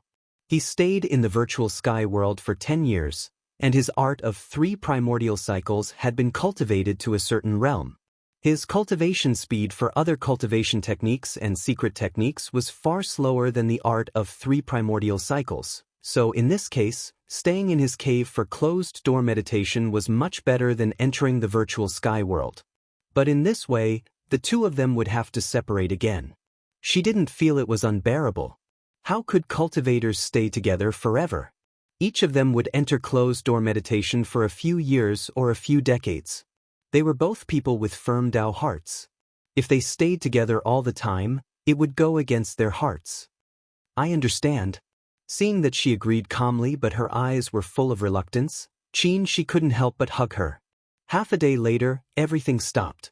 Qin Shi thought for a while, then asked hesitantly, Do you still remember one thing? Imo Tienga took some time to put on her outer robe. Wanderer Ziwei's 200-year agreement, Qin Shi said. 59 years have passed, so there are only 140 years left. Finding the remains of a cultivator who died 5,000 years ago isn't easy, so we should start as soon as possible. Imo Tienga remembered. She hadn't done it before because she wasn't strong enough. Now that she was a core formation cultivator with a natal magic weapon in hand, she could give it a try. However, she couldn't figure it out for the time being. She thought for a while, then said, It's better to let the steward's hall inquire about this first. Once we have some clues, we can slowly look for it. Qin Shi also thought it was safer this way. If there's any news, remember to wait for me when I come out of closed-door meditation, then we can go together. He remembered that Wanderer Ziwei's Tao companion was also a nascent soul cultivator. The place where a nascent soul cultivator died was definitely not simple. He was afraid she would be in danger alone. Imo Tienga hesitated for a moment but still agreed. I understand. Chapter 323. Shortly after the nascent soul ceremony, the steward's hall had investigated Shui Linbo's background and reported it. According to the preliminary investigation, Shui Linbo wasn't lying. Except for what happened in Linhai, the steward's hall had investigated all her encounters and found nothing suspicious. Since there was nothing suspicious, Imo Tienga felt relieved. Yi Zhenji was the junior closest to her and Qin Shi. His Tao companion could have poor aptitudes and a low cultivation level, but she absolutely couldn't harbor evil intentions. In addition, what reassured Imo Tienga was that compared to Yi Zhenji, Shui Linbo's character was much steadier and she had experienced a lot more. If she could supervise him from time to time, she could cultivate with ease and let go of Yi Zhenji. As for Shui Linbo's injury, after confirming her identity, Imo Tienga asked Kuang Zhu to take care of her. No matter what precious materials he needed, he could just ask her. Not to mention other things, with her current status as a core formation elder, she could afford the cost of treating Shui Linbo. She could also afford any precious materials he needed. There was no need to worry about Lord Daoist Jinghe in the short term. Shui Linhua's injury was also under Kuang Zhu's care. There were also some miscellaneous matters that had finally been sorted out. In the following days, what she had to pay attention to was Qin Shi's closed-door meditation. Qin Shi's closed-door meditation this time was no small matter. According to his initial estimation, it would take at least 10 to 20 years. In that case, he had to prepare a lot of things. Mo Tiange felt it was impossible for her to stay in Xianqing School during this period of time. She'd stayed in the virtual sky world for 10 years. With the help of dual cultivation, her cultivation level had successfully reached the peak of the early stage of the core formation realm. It'd be best if she didn't enter closed-door meditation in the short term. Since that was the case, she had to go out to travel and handle affairs. In that case, she had to leave something for Qin Shi, such as some special medicinal pills. There was also her master. She couldn't concoct all of the pills, but at the very least, she had to concoct 1 or 2 types so that her master could use them to treat his injuries when he came out of closed-door cultivation.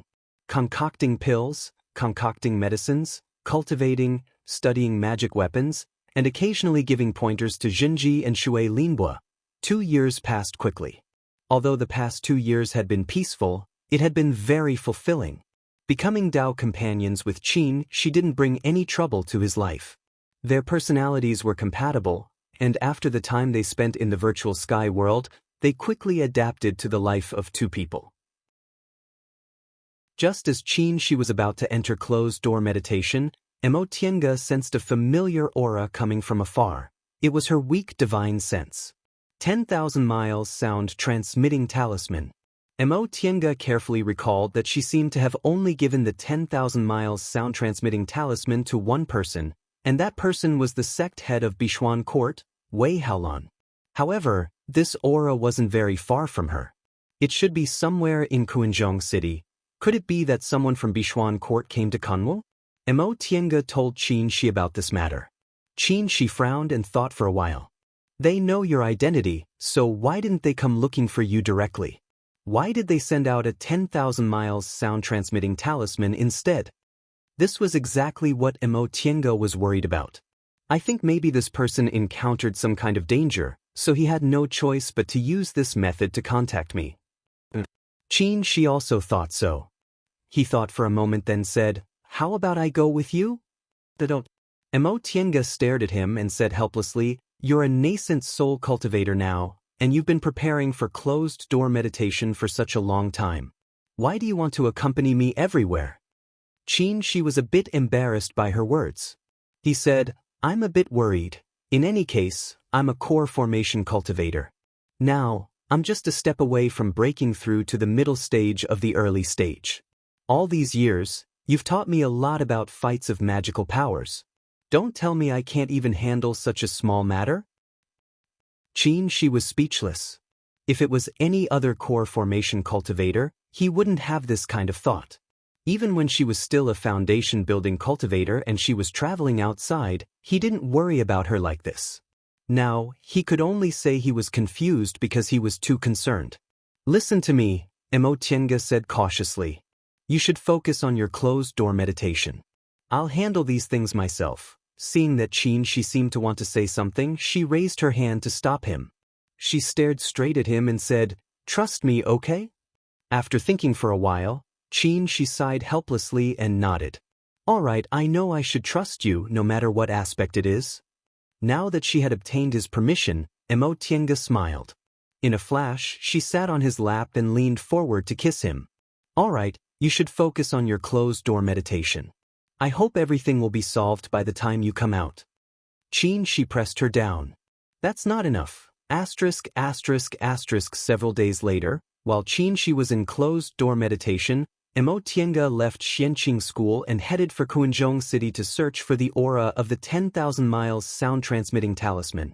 Although the place where the 10,000 miles sound-transmitting talisman was sent wasn't far, it wasn't close either. For a core formation cultivator, it would take them at least several days to fly to reach Kuanzhong City. Mo Tiange didn't know whether she would make it in time when she arrived, so she could only try her best. Back then, she and second uncle also used a 10,000 miles sound-transmitting talisman to ask Qin Shi for help. Coincidentally, Qin Shi happened to be nearby. Otherwise, by the time he arrived or sent Xianqing school disciples to investigate, she and second uncle would have already died without a burial place. This kind of 10,000 miles sound-transmitting talisman sealed the cultivator's own divine sense.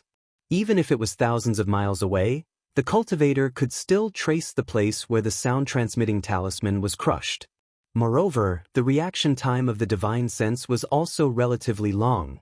It could remain for nearly a month, which was enough for Mo Tiange to find that place. The speed of the cloud-treading boots reached its peak. In just a few days, Mo Tiange landed outside Quanzhong City. The place where she crushed the 10,000 miles sound-transmitting talisman was inside Quanzhong City. Now that she was close, Mo Tiange confirmed the direction and followed the imprint left by her divine sense. Unexpectedly, it was the restaurant where Qin Shi took her to meet up with Taoist Kumu and the others 12 years ago. Back then, she'd just advanced to the core formation realm, and even using her divine sense in Quanzhong City made her feel uncomfortable.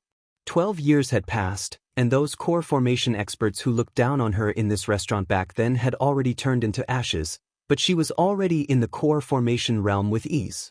This road to longevity was just this cruel. After the great waves washed away the sand, the new generation replaced the old.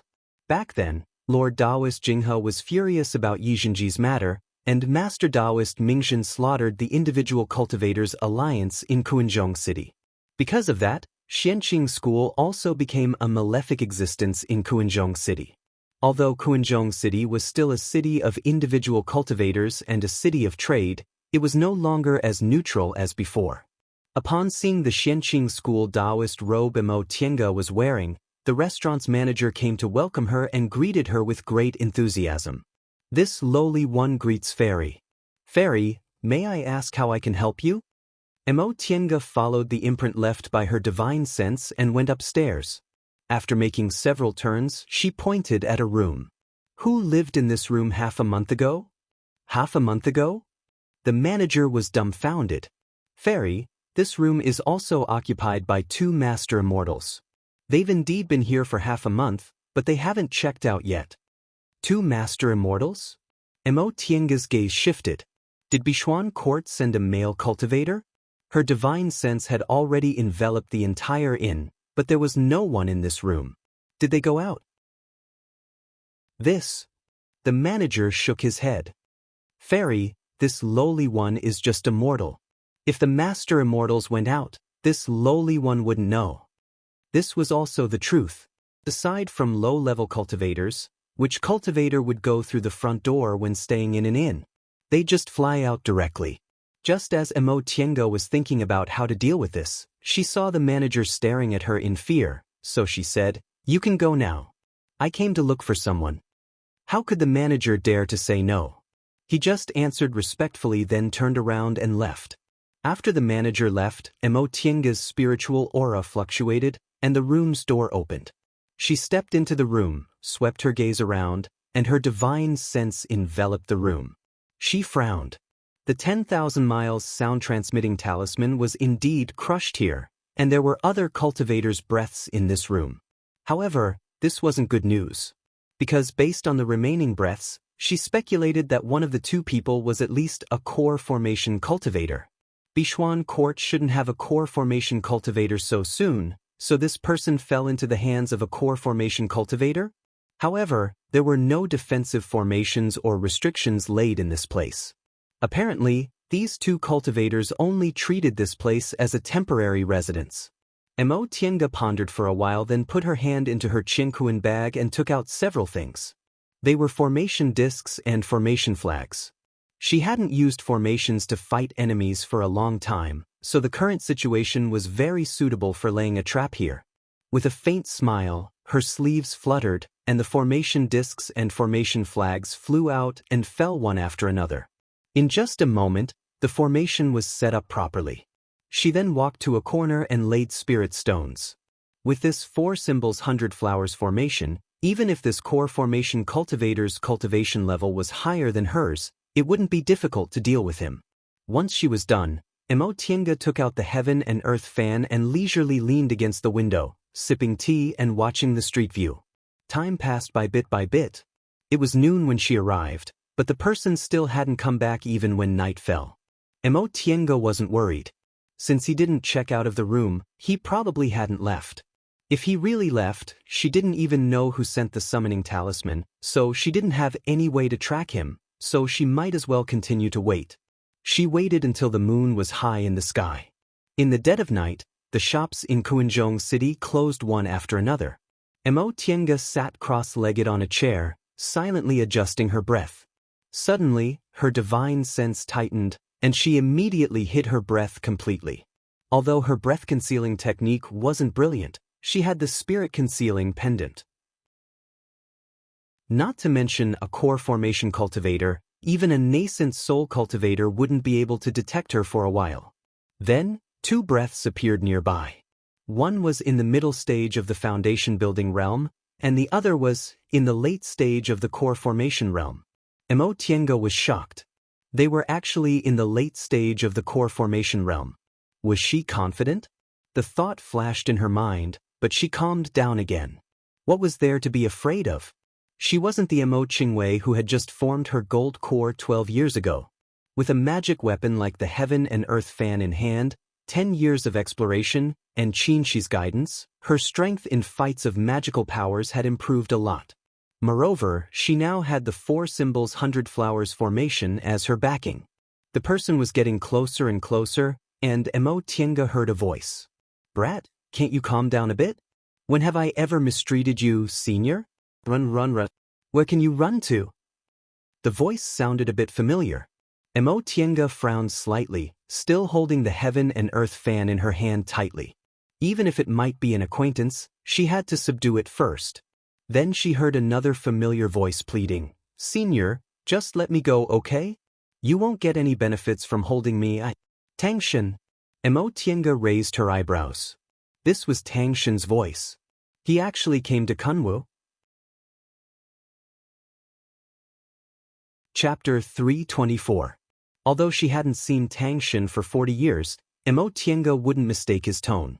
After all, they were both locked up in Bishuan Court's Dao Achieving Pagoda for 20 years, so they were already familiar with Tangshan's tone and habitual phrases. They stopped outside, and the core formation cultivator who caught Tangshan said indifferently, "Let you go? Brat, I was almost killed to save you. Is this how you treat your savior?" Tangshan was speechless. Inside the room, Tienga, who had concealed her breath, frowned slightly. Did he mean Tangshan was snatched from someone else? She didn't know whether to laugh or cry. This Tangshan, didn't he know he had a pure yang constitution and would be discovered by high-level cultivators if he didn't keep a low profile?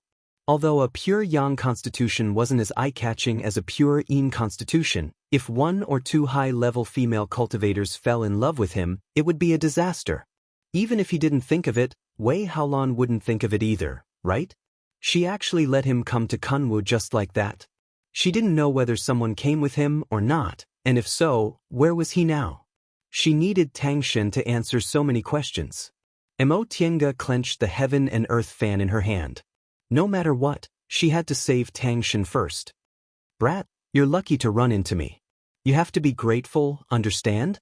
After the man finished speaking, a sword aura suddenly shot through the window. Tienga unfolded the heaven and earth fan. Mountains and rivers appeared indistinctly, blocking the sword aura. Then she shook her sleeves, activating the formation disc and the formation flags. The 4 symbols 100 flowers formation was ready to be launched.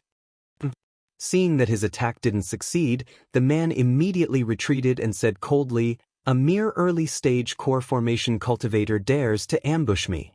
Your breath-concealing technique is brilliant, but unfortunately, my divine sense found you 1 step ahead of me."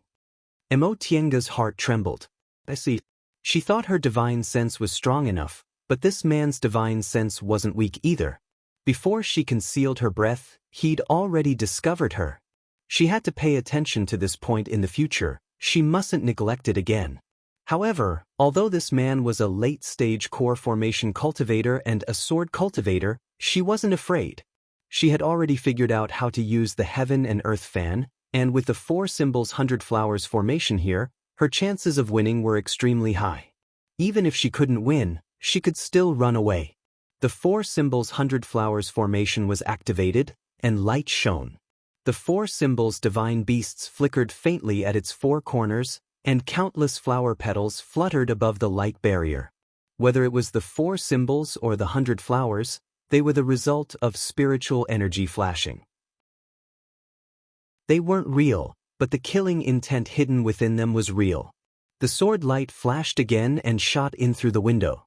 However, the moment it touched the 4 symbols 100 flowers formation, it was blocked by the light shield.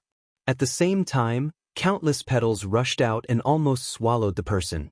Through the window, Emotienga saw the man pulling Tangshin. Sword lights danced around his body, blocking all the petals outside. In the end, his sword aura surged and pushed all the petals back. The petals scattered, revealing a male cultivator dressed in blue robes. "It's you!" Emotienga shouted. Hearing her voice, both of them were startled at the same time. Tangshin was then overjoyed. "Elder Yi." This sword cultivator in the late stage of the core formation realm in blue robes was Jing Xingji. Jing Xingji slowed down and showed a puzzled expression. After a while, he seemed to recognize her voice. "Emo Qingwei." Emotienga held the formation flag in her hand. With a light wave, the 4 symbols 100 flowers formation stopped. She said, "Yes, fellow Taoist Jing, long time no see." Although she said this calmly, Emotienga's heart was in turmoil. The last time she saw Jing Xingji was when she ran into Master Song Feng and almost fell into his trap. When she woke up later, Jing Xingji was no longer there. She told him to leave first. This action made Emotienga feel relieved at that time. Even though nothing had happened, it was still unpleasant to see Jing Xingji. It had been a long time since the incident happened. She and she were living well and had long forgotten about Jing Xingji. She didn't expect him to also escape from Demonic Mountain and meet him here. Jing Xingji was silent for a while, then said, "Long time no see." The light in the room was lit. Emotienga opened the window, and Jing Xingji landed with Tangshin. After more than 10 years, Jing Xingji still looked the same. However, he seemed to be injured now, and his spiritual aura was a bit unstable. Tangshin was happy. As soon as he saw Emotienga, he was pleasantly surprised. "Elder Yi, it's really you? You've advanced to the core formation realm." Emotienga smiled at him. Tangshin's cultivation level was still in the middle stage of the foundation building realm, but he was already at the peak. Maybe he came to Kunwu this time to gain experience? Then she said to Jing Xingji, "Fellow Taoist Jing, I don't know how my friend offended you. If he did, I'll apologize to you on his behalf." Jing Xingji glanced at her, then looked at Tangshin with a frown. "You know each other?" Emotienga still smiled. "Fellow Taoist Jing, please be magnanimous." After a while, seeing that Jing Xingji didn't respond, she said, "If my friend offended you, fellow Taoist Jing, please tell me. I'll compensate for him." "Compensate?" Jing Xingji glanced at her with a faint smile. "How will fellow Taoist Qingwei compensate him?" "This child has a pure yang constitution, so he's a good target for female cultivators to pluck. I'm afraid you can't compensate someone like him, right?" Emotienga's expression changed. Jing Xingji actually knows about Tangshin's constitution? What did this Tangshin do to attract other people's attention? Although constitutions and spiritual roots couldn't be concealed from high-level cultivators, which high-level cultivator would be so bored as to check the aptitudes of low-level cultivators for no reason? But Jing Xingji's tone changed. "Since fellow Taoist Qingwei said so, it wouldn't be good for me to not let him go. Fellow Taoist can just take this boy away." His eyes flashed, but he said, "I just don't know if fellow Taoist Shoujing will be jealous if he finds out." Emotienga paused for a moment, then her expression turned cold.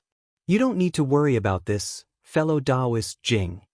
Jing Xingji smiled.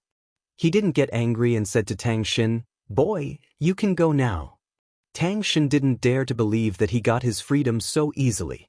"Senior, are you really willing to let me go?" Jing Xingji lowered his eyes and said, "If it was someone else, I wouldn't mind." Since Mo Qingwei asked, "How could I refuse?"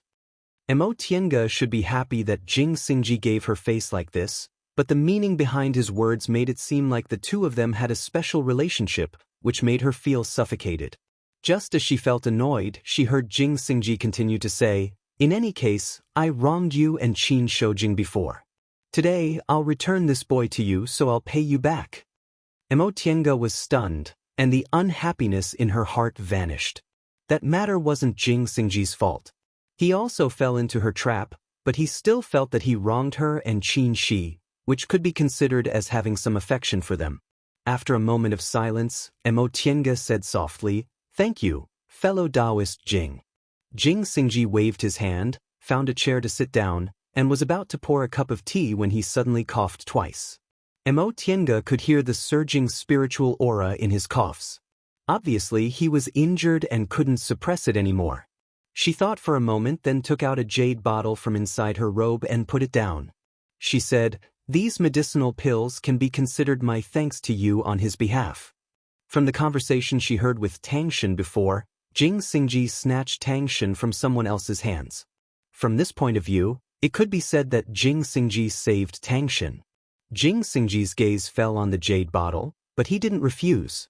"Then I won't be polite." Mo Tiange smiled, gave Tang Shen a meaningful look and said, "That being the case, we'll take our leave first. See you later." Jing Xingji nodded but turned around, no longer looking at them. With a wave of her hand, Mo Tiange summoned the white silk handkerchief and flew away with Tang Shen. The sky was already dark, and the city gate of Kuanzhong City was closed. There were restrictions on the city gate, so it was very troublesome to break them. Mo Tiange thought for a moment, then took Tang Shen to Xianqing School's branch in Kuanzhong City to settle down for the time being. The arrival of a core formation elder made the manager of this branch very nervous. When he found out that Mo Tiange was only here to stay, he vacated a very good courtyard for her. After the two of them settled down in the courtyard and Mo Tiange dismissed the others, she finally had a chance to ask Tang Shen, "What happened? Why did you come to Kunwu and still fall into someone else's hands?" Tang Shen was surprised to see a group of foundation-building cultivators treating Mo Tiange with respect. Upon hearing her question, he hastily answered, "Elder Yi, I came to look for you." Mo Tiange was even more puzzled. "That day, I left my identity and name. Since you came to look for me, you should have come to Xianqing School and asked to see me. Why was I captured midway? What kind of accident happened in the end? Also, why did you come to look for me? It couldn't be that there was a problem with Bishuan Court, right?" Upon hearing her question, Tang Shen immediately told her these things bit by bit, not daring to omit any details. As it turned out, Tang Shen came to Kunwu more than 10 years ago. All these years, Bishuan Court never produced a core formation cultivator, so Tang Shen had always held the position of an elder. However, ever since they discovered a spirit stone vein in the Eastern Sea, Bishuan Court's situation improved a lot. They could now afford any medicinal pills or spiritual objects they needed. Tang Shen came to Kunwu because two late-stage Bishuan Court cultivators' cultivation was progressing smoothly, so they could prepare to form their gold cores. Medicinal pills for forming one's gold core couldn't be bought even in Kunwu with spirit stones, so Wei Haolan had no choice but to ask Mo Tiange for help. Since Mo Tiange was a disciple of a big cultivation group, she might have some connections, so she wanted to ask Mo Tiange for help. When Tang Shen heard about this, he insisted on coming to Kunwu. Wei Haolan originally didn't agree, but Tang Shen was very determined. Since she couldn't win him over, she let him come. Speaking of which, Tang Shen was really unlucky. Tang Shen was no longer the young Master Tang who knew nothing in the past. Ever since he arrived in Kunwu, he always kept a low profile, but his appearance as the son of an aristocratic family still attracted bad people in the end. His strength wasn't weak, but after he counterattacked, he happened to run into a nascent soul cultivator who was interested in him. As a result, that nascent soul cultivator discovered Mo Tiange's constitution and immediately captured him. At that time, Demonic Mountain was about to open. That nascent soul cultivator took Mo Tienga with him and entered Demonic Mountain. Originally, he planned to deal with Mo Tienga after they left Demonic Mountain. Apparently, he wanted to use Mo Tienga as a human furnace for a junior. Unexpectedly, an unforeseen event happened on Demonic Mountain. That nascent soul cultivator died on Demonic Mountain, and Tang Shen fell into the hands of that cultivator's disciple. That nascent soul cultivator's disciple's cultivation level was already in the middle stage of the core formation realm. Because Jade Palace was dangerous, that nascent soul cultivator let his disciple take Tang Shen out of Demonic Mountain first. Because of that, the two of them escaped a calamity. Chapter 325. Did Jing Xingji save you? Mo Tienga asked after listening to Tang Shen's experience. Tang Shen blushed slightly and nodded. Sort of. After we came out of Demonic Mountain, the fatty was seriously injured and hid in Mount Yuheng to recuperate. During those years, I tried to escape several times but failed. Later, when he recovered, he wanted to take me somewhere. We met Senior Jing on the way. They were from the same sect, but Senior Jing seemed to have a grudge against him, so they fought. That fatty thought Senior Jing was injured, so he disregarded their friendship and wanted to take the opportunity to kill him and steal his treasure. In the end, he was killed by Senior Jing. Is that so? Mo Tienga muttered to herself. Right.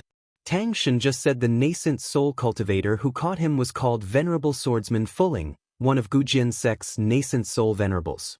Jing Xingji actually fought with his disciple. It seemed his days in Gujian sect were really hard. Now that he killed a fellow disciple and was injured, he probably couldn't go back to Gujian sect, right? Mo Tienga thought for a while, then shook her head. She didn't need to worry about Jing Xingji. Recalling how Tang Shen called that core formation cultivator fatty, but called Jing Xingji Senior Jing, she asked, "Did Jing Xingji treat you well?"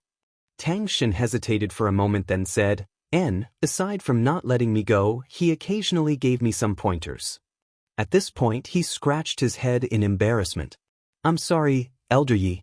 Senior Jing said that he wanted to exchange me for healing elixirs, so I was nervous and used the 10,000 miles sound transmitting talisman to make you come all the way here to save me." Mo Tienga smiled. "It's nothing. Jing Xingji isn't a good person. Even if he treats you well, he won't let you go unconditionally. In my opinion, there's a 60 to 70% chance he's telling the truth when he said he wanted to exchange you for medicinal pills." "Really?" Tang Shen thought for a moment, then sighed. "I know he's not necessarily a good person, but he's not too bad to me. I thought I was careful enough, but when I arrived in Kunwu, I realized I was still lacking." Speaking like this, Tang Shen seemed to have matured a lot. He wasn't younger than Mo Tienga, and they had been separated for several decades, so it was inevitable that Tang Shen would grow up. Mo Tienga showed a faint smile. "Fellow Taoist Tang, you can't be blamed for this. You've never been to Kunwu, so you naturally don't know the situation here. Besides, you don't have anything to conceal your physique. If you were targeted by high-level cultivators, you'd be easily seen through. Concealment physique?" Tang Shen's eyes lit up. "Elder Yi, is there really something that can conceal one's constitution?" "Of course." Mo Tienga muttered to herself for a moment. She remembered Shui Linbo once said she learned many of her techniques from the Bichuan court female cultivator who saved her. Among them, there was a set of cultivation techniques that could conceal one's physical condition. She also relied on that set of cultivation techniques to deceive Wanderer Baiyu, so why didn't Tang Shen know about it? The founder of the sect, Primordial Lady Bishui, had a pure Yin constitution. She should have passed down such a technique. Why don't you know about it? Tang Shen hung his head dejectedly. "Elder Yi, we also don't know the exact place where the founder passed away. What was left in Bichuan court was only a part of the founder's collection, and many of the cultivation techniques passed down were incomplete. Among them, there was indeed a set of cultivation techniques that could deceive the divine senses of high-level cultivators, but only female cultivators could practice it." Mo Tienga nodded. This wasn't strange. After all, Mo Yaoqing passed away more than 5,000 years ago, so it was impossible for everything to be passed down. Moreover, she was a female cultivator, so it was naturally more suitable for her to practice female cultivators' cultivation techniques. However, presumably, even if it was passed down, it wouldn't be as good as her spirit-concealing pendant. Mo Yaoqing was always worried about her constitution back then, which showed that the cultivation technique she used to conceal her constitution wasn't very effective. Mo Tiange thought for a moment then said, although physique-concealing cultivation techniques are rare, they're not impossible to obtain. A set of brilliant breath-concealing technique is enough. It might not necessarily be able to deceive high-level cultivators, but it's better than not using it. Quanzhong City is a trade city, so we can look for it in the trade fairs here. Upon hearing this, hope ignited in Tang Shen's eyes, but he was a bit hesitant. Elder Yi, do you need a lot of spirit stones? My Qianquan bag was taken away when I was captured. Although Senior Jing later returned my Qianquan bag to me, there weren't many spirit stones left inside. His words made Mo Tiange laugh. Since I'm Bichuan Court's guest elder, I naturally can't ignore you when you're in trouble. I'll pay you the spirit stones first, you can give them to me later if you have a chance. Tang Shen didn't refuse. Right now, he really needed a way to conceal his constitution. By the way, Mo Tiange asked, how's Bichuan Court doing? Speaking of this, Tang Shen was a bit excited. Ever since we discovered the spirit stone mine in the sea and started accepting male cultivators, our group's strength has been recovering very quickly. It's just that we don't have any core formation cultivators for the time being. However, as long as we can buy core formation medicinal pills, we'll have core formation elders in a few dozen years. At this point, the light in his eyes dimmed. I can only blame myself for not handling things well.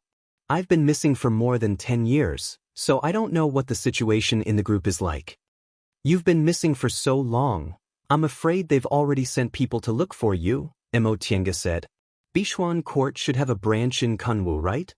Tang Shen said, it's only a small hall with about a dozen people, and the highest cultivation level among them is only in the early stage of the foundation building realm. In that case, contact them first and tell them you're fine. We'll stay in Quanzhong City for a few days and give you a breath-concealing technique. We'll also see if there are any core formation medicinal pills. Tang Shen's eyes widened. Without spirit stones, he was too embarrassed to bring up his original request. After all, core formation medicinal pills were extremely expensive, but he didn't expect Mo Tiange to bring it up herself. Feeling excited, he nodded and said cautiously, Elder Yi, after I go back, I'll report this matter to the sect head. After a while, I'll return the spirit stones along with the offerings you've received all these years. Mo Tiange nodded. At that time, you can directly send them to Xianqing School. If I'm not there, you can leave them for my husband. Upon hearing this, Tang Shen was taken aback. Elder Yi, you're dual cultivating? Mo Tiange nodded with a smile and said, I've formed my gold core now. My Taoist name is Qingwei, and my husband's Taoist name is Shoujing. If you need anything, you can just look for them. Upon hearing this, Tang Shen couldn't describe the feeling in his heart. He only felt a sense of loss. To be honest, he couldn't say he loved Mo Tiange. However, people with pure yang and pure yin constitutions only appeared once every several thousand years. Even if they appeared, they might not necessarily meet again. Coincidentally, the two of them were born at the same time and their ages weren't too different. Although Mo Tiange once refused him, he still held a faint hope in his heart. He felt that since they had pure yang and pure yin constitutions, they ought to be fated.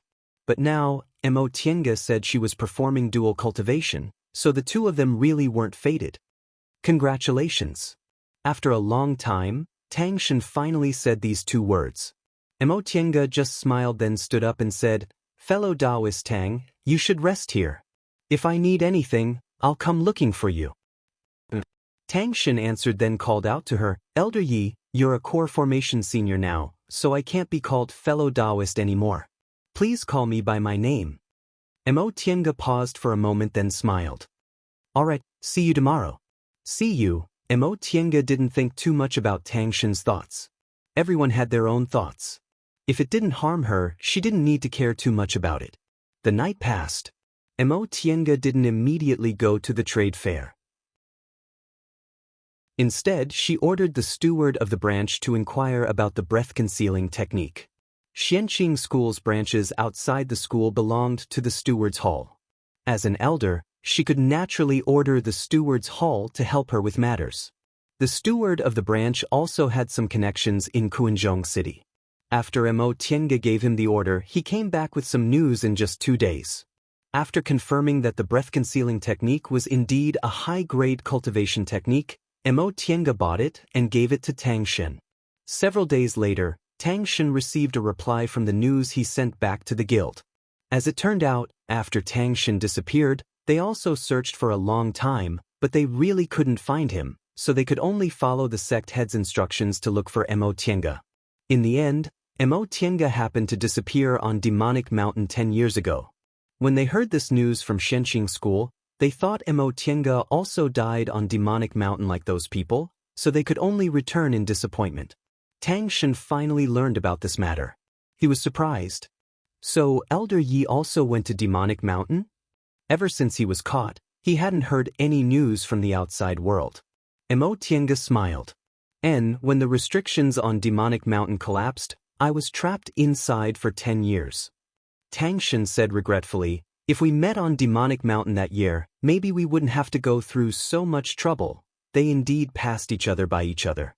However, Mo Tiange didn't know that when she and Qin Shi were separated, Qin Shi met Tang Shen, and Tang Shen also didn't know he had a chance encounter with Elder Ye's husband. Bishuan Court's guild also brought Wei Haolan's instructions.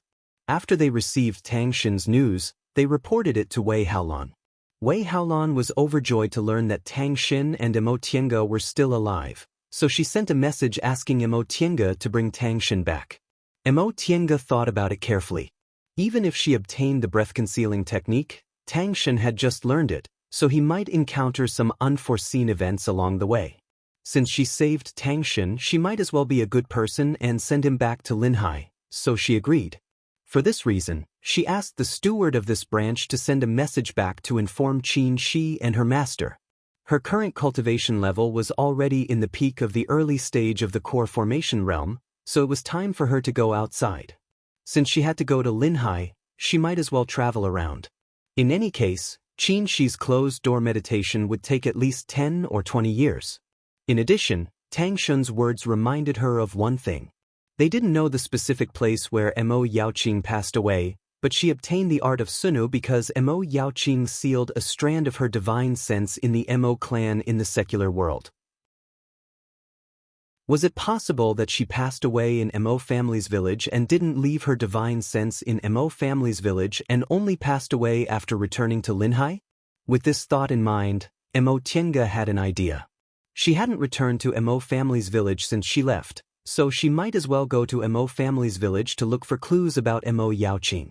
She couldn't solve the problem of the cultivation technique conflict caused by her pure yin constitution and spiritual roots of the origin, but she had seen Mo Yaoqing's personal notes. Although this ancestor was a woman, she was an amazing genius. Maybe she left something behind that could give her some pointers. Once she made up her mind, Mo Tiange quickly made a decision. She'd let Tang Shen stay in Kuanzhong City first while she returned to the secular world. If she could find some clues, then she'd leave. If she couldn't, she'd go to Linhai to look. Chapter 326. Wearing her cloud-treading boots, she looked down at the town below. It was a very small town with only a few streets and a few stalls scattered along the sides of the streets. There weren't many people coming and going. Most of them were farmers and commoners. She glanced at them one by one, looking for familiar traces. The inn, the noodle stall, the tall flag with the word tea on the side of the bridge at the town entrance. It was as if time had passed and she had returned to 90 years ago. She followed the path out of the town and soon arrived at a small village. On the east side of the village, there were a few houses scattered sporadically with a winding river and smoke curling up from chimneys. This was only a small village under Lianqing in Jin country. There were only 300 or 400 people in the village, which was very ordinary in the secular world. But this place had a different meaning for her. This was her hometown. She was born and grew up here. Under her mother's care, she also had a happy childhood. 90 years passed like water, unable to stop the passing of time.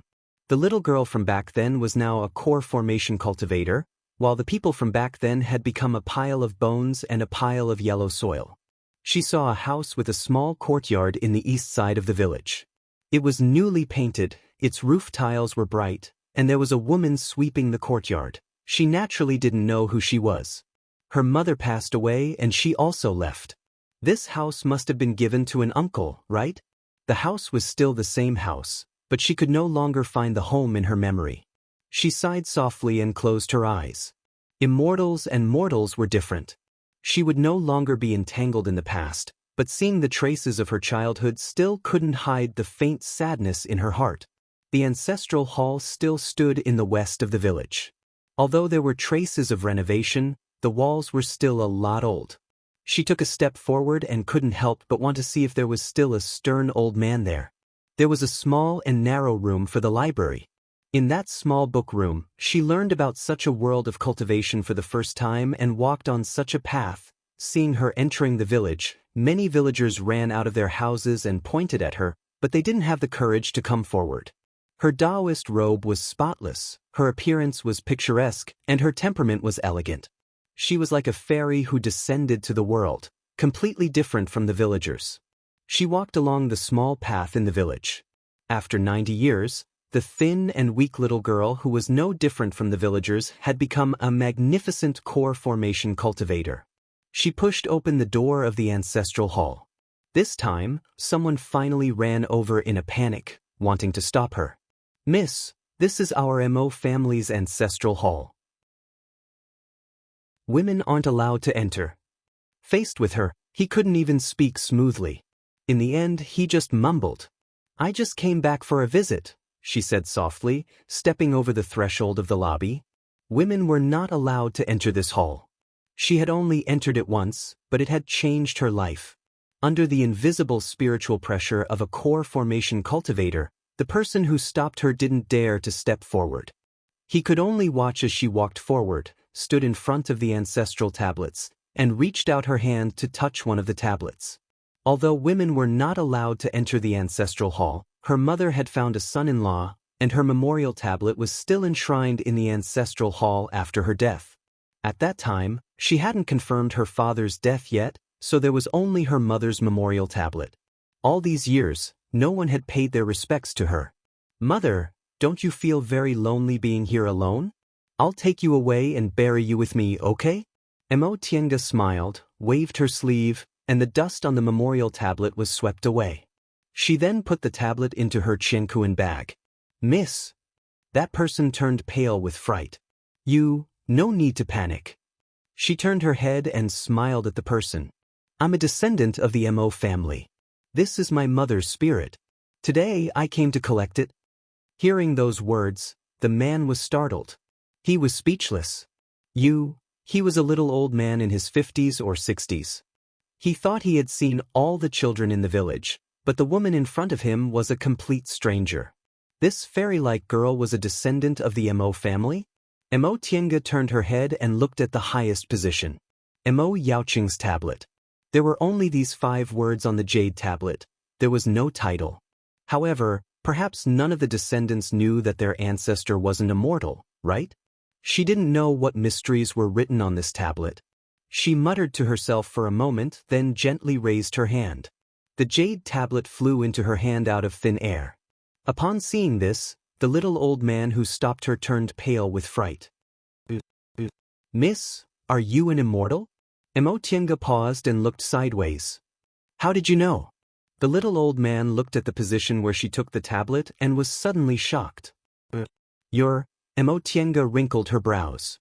"You know who I am?" The little old man took a deep breath, then suddenly knelt down and kowtowed. "Mo Ijia greets second grandaunt." Second grandaunt? This title made Mo Tienga fall into a trance for a moment. She thought about it carefully and realized that among the girls of her generation in the village, she was indeed ranked second. Tian Xiao was the eldest granddaughter, and she was the second granddaughter. She smiled. "It's been 90 years. I didn't expect someone would remember me." The little old man looked up at her with awe and said, Everyone in the village knows that second grandaunt was taken away by an immortal. Second grandaunt, please wait here for a moment. I'll go invite eldest uncle. Eldest uncle? Before Emotienga could ask, the little old man already stood up while trembling and hurriedly ran out of the room. According to the little old man's title, she should be 2 generations older than him, and eldest uncle was also 2 generations older than him. Could it be that there were still living members of the Mo family in her generation? Emotienga felt it was a bit unbelievable, but she would know the answer in a moment. She smiled, then looked down at Mo Yaoqing's tablet. This tablet was made of jade, and it was jade with spiritual aura. When she left the Mo family's village, she was still young, so she didn't know what to make of it. She also didn't feel that there was a small restriction here. This restriction was very delicate. If she wasn't very proficient in formations and had read Mo Yaoqing's notes, it would have been very difficult for her to see through it even with her current cultivation level. She would have just treated it as an ordinary piece of jade with spiritual aura. Emotienga smiled, gathered spiritual aura between her fingers, and inserted it into the jade tablet. The hard jade tablet was like mist. Emotienga took out a jade slip from it, and the jade tablet was intact. After taking out the jade slip, most of the spiritual aura on the tablet had dissipated. Emotienga raised her hand, put Mo Yaoqing's tablet back to its original place, and put the jade slip into her Qiankuan bag. More and more people gathered at the entrance of the ancestral hall. It was the first time these villagers saw a woman enter the ancestral hall. Mo Ijia, who was guarding the ancestral hall, not only didn't stop her, but he even kowtowed to her. They surrounded the ancestral hall's entrance, pointing at Emotienga and whispering, trying to guess her identity, but none of them dared to enter. Great-grandfather is here. A commotion arose in the crowd. Eldest uncle. Mo Ijia's excited voice rang out. Second grandaunt is here. The crowd was pushed aside, and a trembling old man with wrinkled skin and white hair, so old that he could barely walk, was supported inside. Seeing him walking over, everyone respectfully retreated. The old man raised his head and stared at Emotienga for a long time with his cloudy eyes. He looked shocked and walked towards her while trembling. Are you Tienga? She couldn't find any trace of him in her memory, but the old man in front of her overlapped with the grandfather in her mind. Emotienga stared at the dying old man in front of her and said softly, "Are you Tianjun?" The old man's cloudy tears fell down.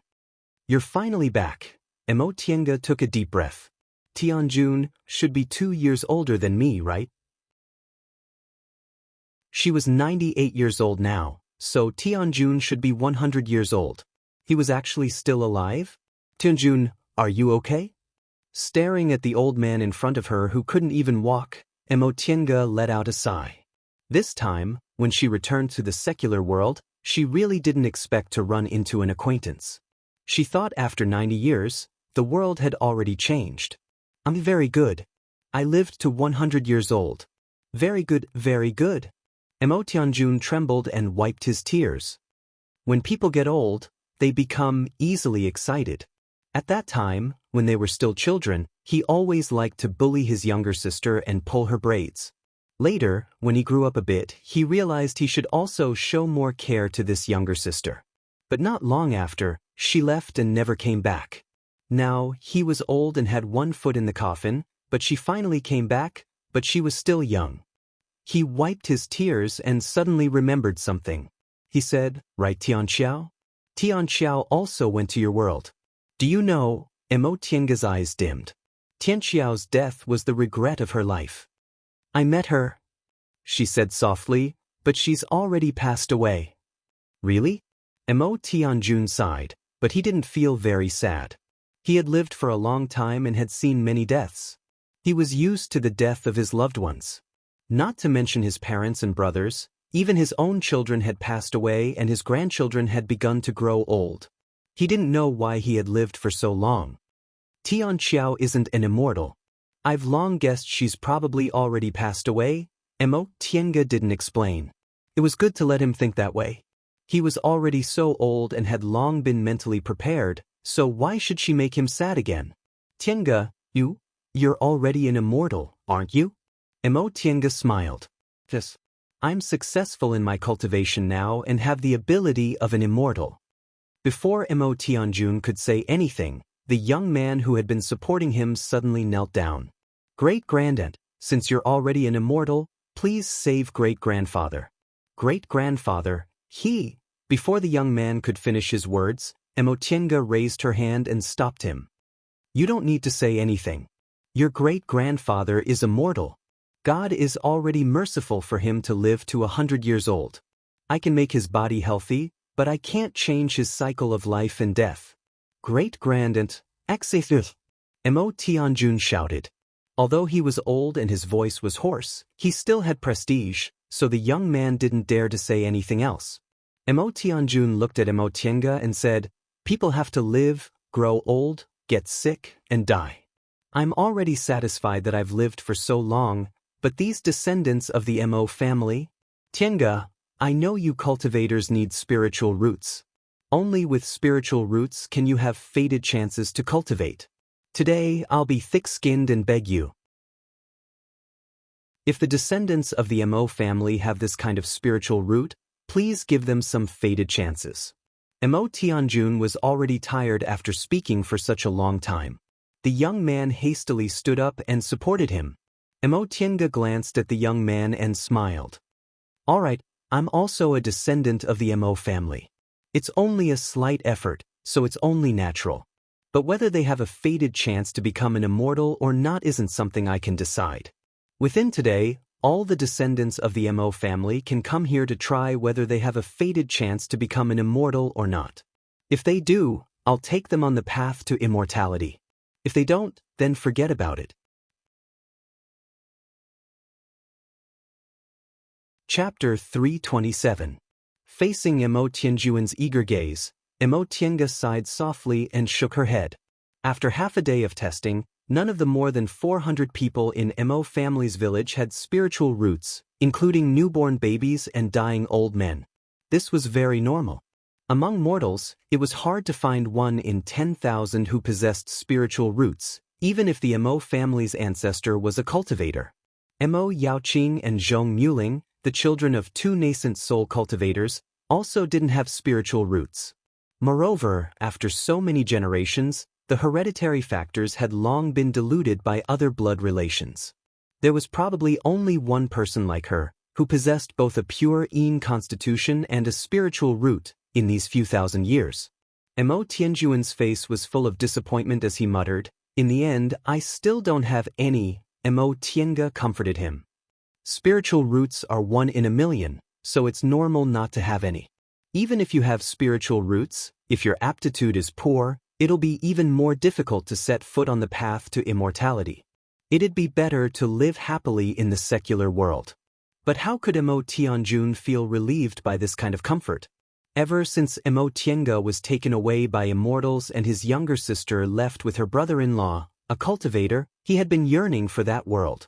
He couldn't do it himself, but his descendants were also good. Mo Tiange pondered for a while, then took out a 5 elements plate from her qianquan bag and put it on the altar in the ancestral hall. She then separated a bit of her divine sense and cast a spell on it. I was able to walk on the path to immortality because of the kindness left by my ancestors. Today, I'll also leave this thing here. Any descendant of Mo family, male or female, can come here to have their spiritual roots tested. If someone has spiritual roots, even if they're thousands of miles away, I'll still be able to sense them and come to pick them up. Mo Tianjun was delighted to hear this. Tiange, thank you. Mo Tiange smiled. I'm also a descendant of Mo family. Why do you need to thank me? She paused for a moment, then mentioned another purpose. Tianjun, I came back because I want to move my mother's grave. Mo Tianjun was startled. But I found my father's remains and want to bury them together. Mo Tianjun said, Isn't it the same to bury them here? Mo Tiange sighed and said, Immortals and mortals are different. After I leave this time, I probably won't set foot on the secular world again, so I want them to be closer to me. Mo Tianjun was speechless. He had lived for 100 years and had seen a few cultivators. He had learned some things about the immortal cultivation world from them.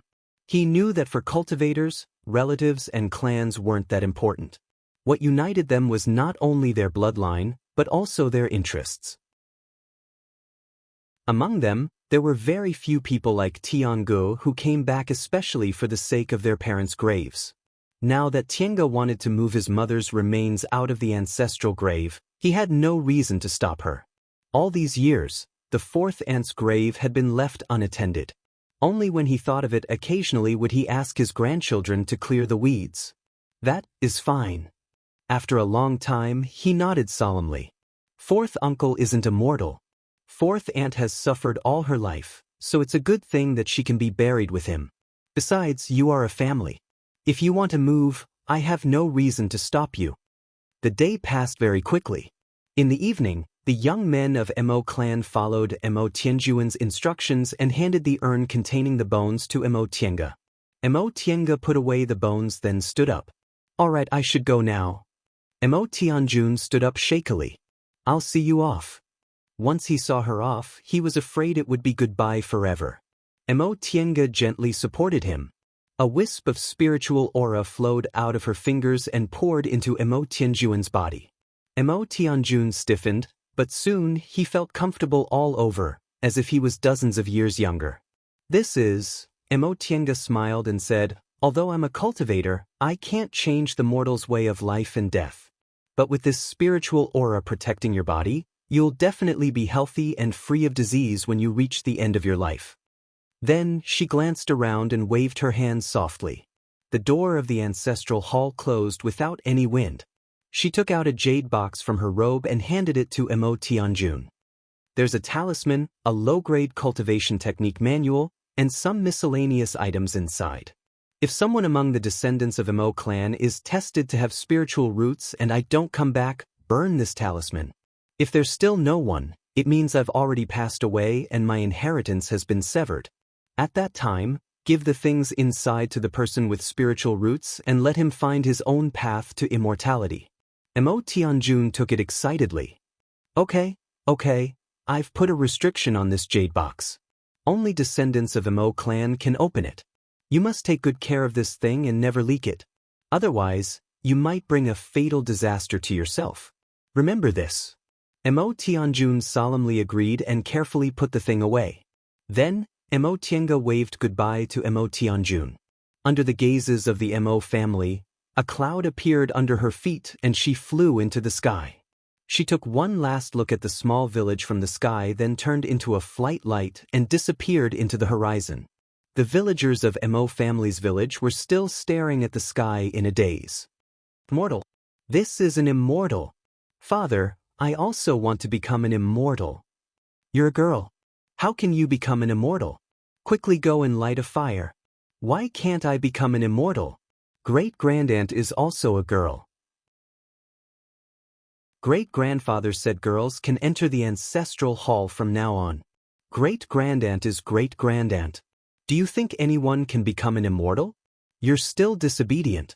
Mo Tiange couldn't hear these words.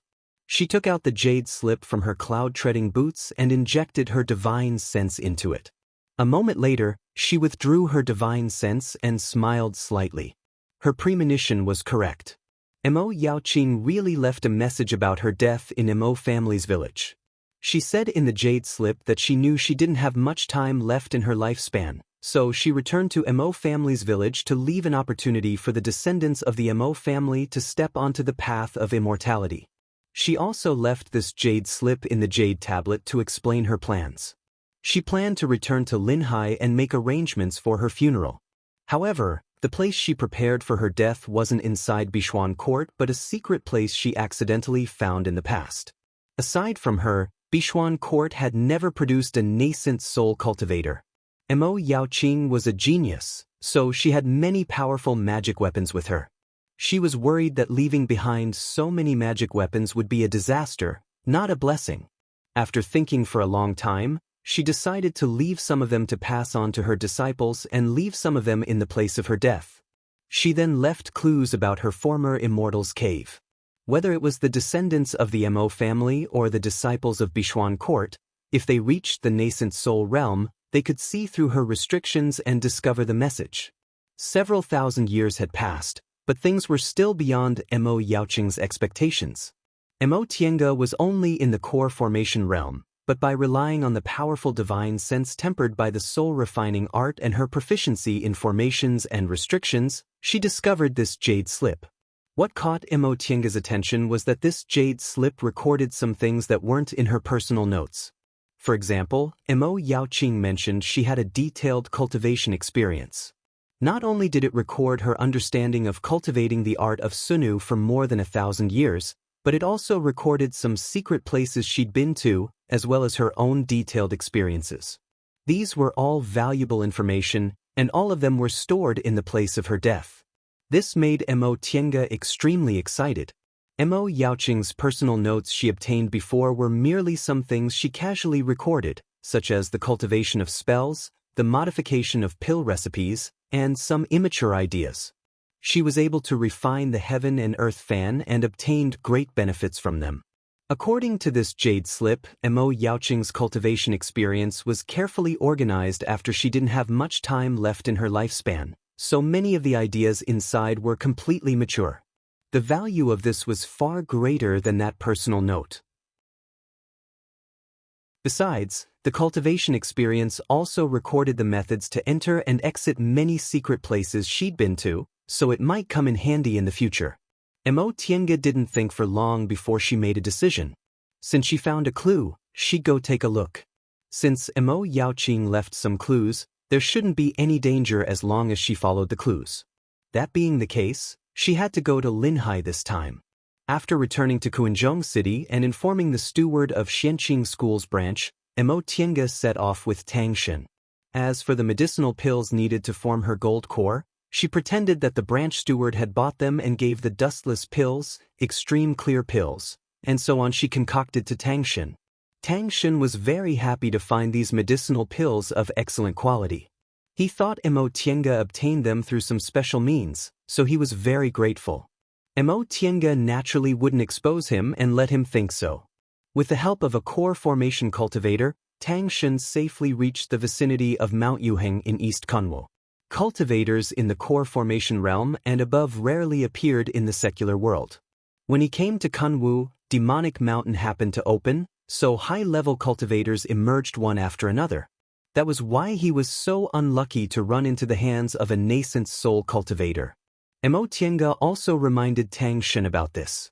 Sometimes, he didn't only have to consider himself, but he also had to consider the things happening around him. If he hadn't coincidentally come to Kunwu when Demonic Mountain opened, he wouldn't have been so unlucky. Tang Shen listened obediently. Although he wasn't younger than Mo Tiange, he was far from her in terms of experience and understanding. He was also aware of this. Bishuan Court's guild hall was located near Mount Yuheng. This small guild hall, which only had a dozen or so people, wasn't eye-catching at all on Mount Yuheng. People who didn't know would only think it was a small shop. This shop sold some special products from the Eastern Sea, which was considered special on Mount Yuheng, so its business was quite good. However, Tang Shen told Mo Tiange that the things sold in this small shop were ordinary things. The truly valuable materials were directly sold to the nearby cultivation groups and big clans. For Bishuan Court, this was actually quite a lot of income. Mo Tiange was a bit tempted. The Eastern Sea had one kind of product that Kunwu didn't have: beast cores of demonic beasts in the sea. These beast cores were different from the beast cores of demonic beasts in the southern forest. They could be concocted into some special medicinal pills. It would be a good thing if they could facilitate the beast core transaction between Bishuan Court and Xianqing School. After all, with her there, Xianqing School wouldn't lower the price too much.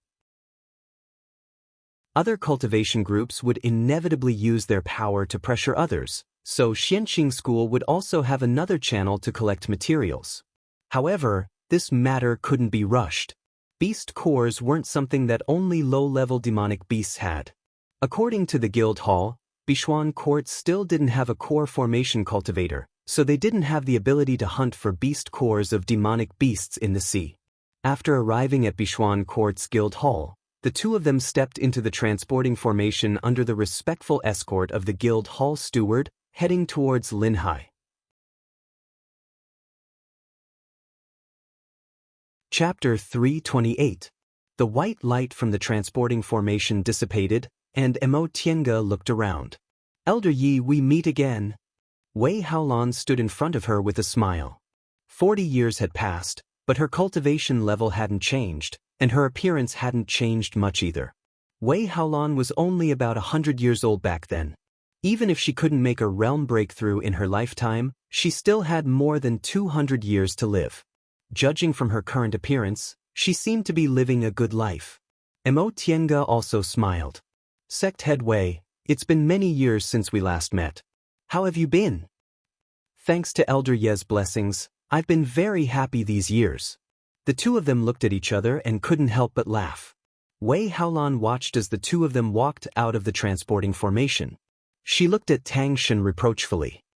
Junior Martial Brother Tang, how could you be so careless? You've been missing for so long, we almost thought you died. Tang Shen lowered his head and said apologetically, Senior Martial Sister Sect Head, I'm sorry. I overestimated myself and didn't handle things well. Wei Haolan didn't blame him anymore. She just said, since you're back and you've contacted Elder Yi, let's forget about this matter. Junior Martial Brother Tang, you've worked hard these past dozen years. We'll talk about other things later. Go rest first. Tang Shen grunted in response. He then reached into his Qinkuan bag and took out the medicine. Senior Martial Sister Sect Head, these are medicinal pills for core formation that Elder Yi helped me buy. In addition, Elder Yi also helped me buy a high-grade breath-concealing technique. These spirit stones were paid for by her first.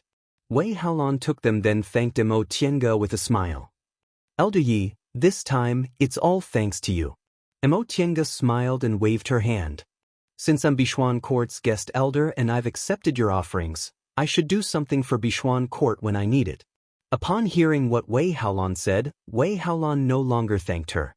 She said to Tang Shen gently, Junior Martial Brother Tang, you don't need to worry. You're working for the school. Since you lost this batch of spirit stones, the school will take care of it for you. Rest assured. Tang Shen felt slightly relieved. In order to buy medicinal pills for core formation, he had brought a huge number of spirit stones with him this time. After losing these spirit stones, he felt very remorseful. Only after he heard Wei Haolan's consolation did he feel a bit better. Thank you, Senior Martial Sister Sect Head. I'll take my leave first. Yes. As Wei Haolan and Emo Tienga watched Tang Shen leave through the tunnel with his head lowered, Wei Haolan and Emo Tienga looked at each other and smiled. Wei Haolan made an inviting gesture then started walking together with Emo Tienga. As they walked, she said, in fact, I originally didn't agree to let Junior Martial Brother Tang go, but Junior Martial Brother Tang always yearned to go to Kunwo. Seeing that he's become more and more mature in handling matters these past few years, I took the risk and let him go. I didn't expect something would still go wrong. Emo Tienga smiled faintly and said, this matter can't be blamed on him. It's just that the timing he went to Kunwo wasn't right. I know. Wei Haolan sighed. Otherwise, I wouldn't have said nothing. Junior Martial Brother Tang has been a lot more careful these past few years, but his constitution is still a disaster. If he goes out, it's hard to guarantee that he won't have an accident. Emo Tienga smiled faintly. This problem can't be solved unless he forms his gold core one day and successfully cultivates the breath-concealing technique. It's easier said than done. Wei Haolan rubbed the space between her eyebrows. Junior Martial Brother Tang's cultivation has been going smoothly these past few years, but he's still a fine line away from the late stage of the foundation building realm. He's never been able to make a breakthrough. This kind of thing can't be rushed. Emo Tienga comforted her. Some people have an epiphany in one day, while some people stay where they are for dozens of years. Breaking through realms depends on personal experience. Wei Haolan smiled. Since Elder Yi has returned, I have to ask you to give me some advice. Emo Tienga only smiled. I can only give some advice about realm breakthroughs. I can't give too many pointers. After all, everyone's situation is different. I understand what Elder Yi said. After walking for a while, Wei Haolan suddenly turned to look at Emo Tienga and said with a smile, look at my memory. I actually forgot such an important thing. Elder Yi, I still haven't congratulated you for advancing to the core formation realm. You're not even 100 years old, but you're already a core formation cultivator. You can be considered a rare genius in 1,000 years. Mo Tiange had heard a lot about geniuses in Kunwu. She smiled and shook her head. Sect head Wei, don't praise me. Not to mention rare geniuses in 1,000 years, Xianqing School alone has produced 3 cultivators who advanced to the core formation realm before 100 years old. I really can't accept this. Oh right. Wei Haolan nodded, looking at her with endless envy. It's really because Xianqing School has produced geniuses one after another in the past several hundred years. Mo Tiange just smiled, but she was actually very proud of herself. Xianqing School had indeed produced many outstanding cultivators in the past several hundred years. Other cultivation groups would be considered good if they had 1 or 2 in 1,000 years. Wei Haolan's gaze shifted, then she said, "This is only one of the reasons."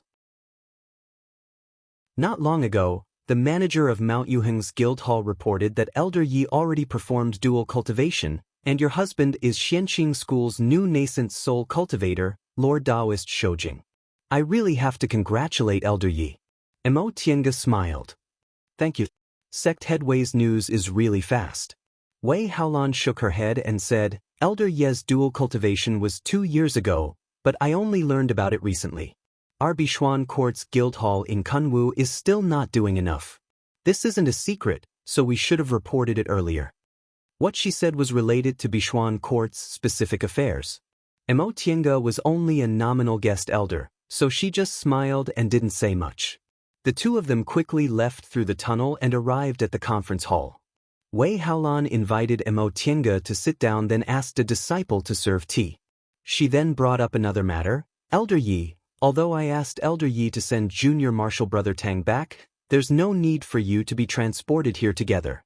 Presumably, Elder Yi doesn't lack spirit stones and is in a hurry to come and get them, right? Mo Tiange smiled. In any case, I'm Bishuan Court's guest elder. We haven't seen each other for many years, so isn't it good for me to come and take a look? Of course it's good to come and take a look, but my intuition has always been very accurate. Faced with Wei Haolan's faint smile, Mo Tiange could only sigh. All right, I do have some matters, Wei Haolan then asked. Do you need help with anything? Not at the moment. Mo Tiange pondered in her heart. This matter was still unclear, so she didn't want to talk about it in detail. After all, this matter was a bit difficult, and Bishuan Court didn't even have a core formation cultivator now. Wei Haolan was a smart person, so she didn't pursue the matter. She just said, if there's anything you need help with, Elder Yi, please don't hesitate to ask. Thank you. Mo Tiange then asked about Bishuan Court's situation in the past several decades, and Wei Haolan answered her questions one by one. Back then, after Bishuan Court was almost exterminated, an opportunity arrived. The discovery of the Spirit Stone vein in the Eastern Sea and the change in the group's rules allowed Bishuan Court's strength to recover rapidly. In the past several decades, the number of aura refining and foundation building disciples they had already surpassed their original number. The only thing they lacked now were core formation cultivators. Mo Tiange then asked, Elder Tang still in the middle stage of the foundation building realm. Are there already cultivators in the group who can advance to the core formation realm so quickly? Back then, Tang Shen was chosen as a temporary elder because his ability in fights of magical powers had greatly improved. In terms of cultivation level, the middle stage of the foundation building realm wasn't bad either. Wei Haolan sighed. How can it be that fast? Right now, there's a senior martial sister and a senior martial brother in the group who've reached the late stage of the foundation building realm, but they haven't reached the peak stage yet. I'm just taking precautions. After all, core formation medicinal pills aren't easy to find. They might not be found even after several decades. Mo Tiange nodded silently. Back then, Shangguan Yunhao was a good example. If it weren't for the fact that he couldn't find core formation medicinal pills for so long and thus had no hope of advancing to the core formation realm, he wouldn't have entered a demonic barrier so easily and betrayed the group. This time, if it weren't for Elder Yi, we wouldn't have been able to get these core formation medicinal pills, so I still have to express my gratitude to Elder Yi. Mo Tiange smiled and waved her hand. Sect Head Wei, I really can't accept your thanks over and over again. Wei Haolan was startled, but she soon smiled again. All right, I won't say thank you words in the future. It's fine to just keep them in my heart. After chatting for a while, Wei Haolan saw that Mo Tiange had nothing else to say, so she tactfully stopped talking and asked someone to take Mo Tiange to rest. After leaving Bichuan Court's conference hall, Mo Tiange strolled around. Traces of the destruction caused by Ren Yufeng back then had already disappeared.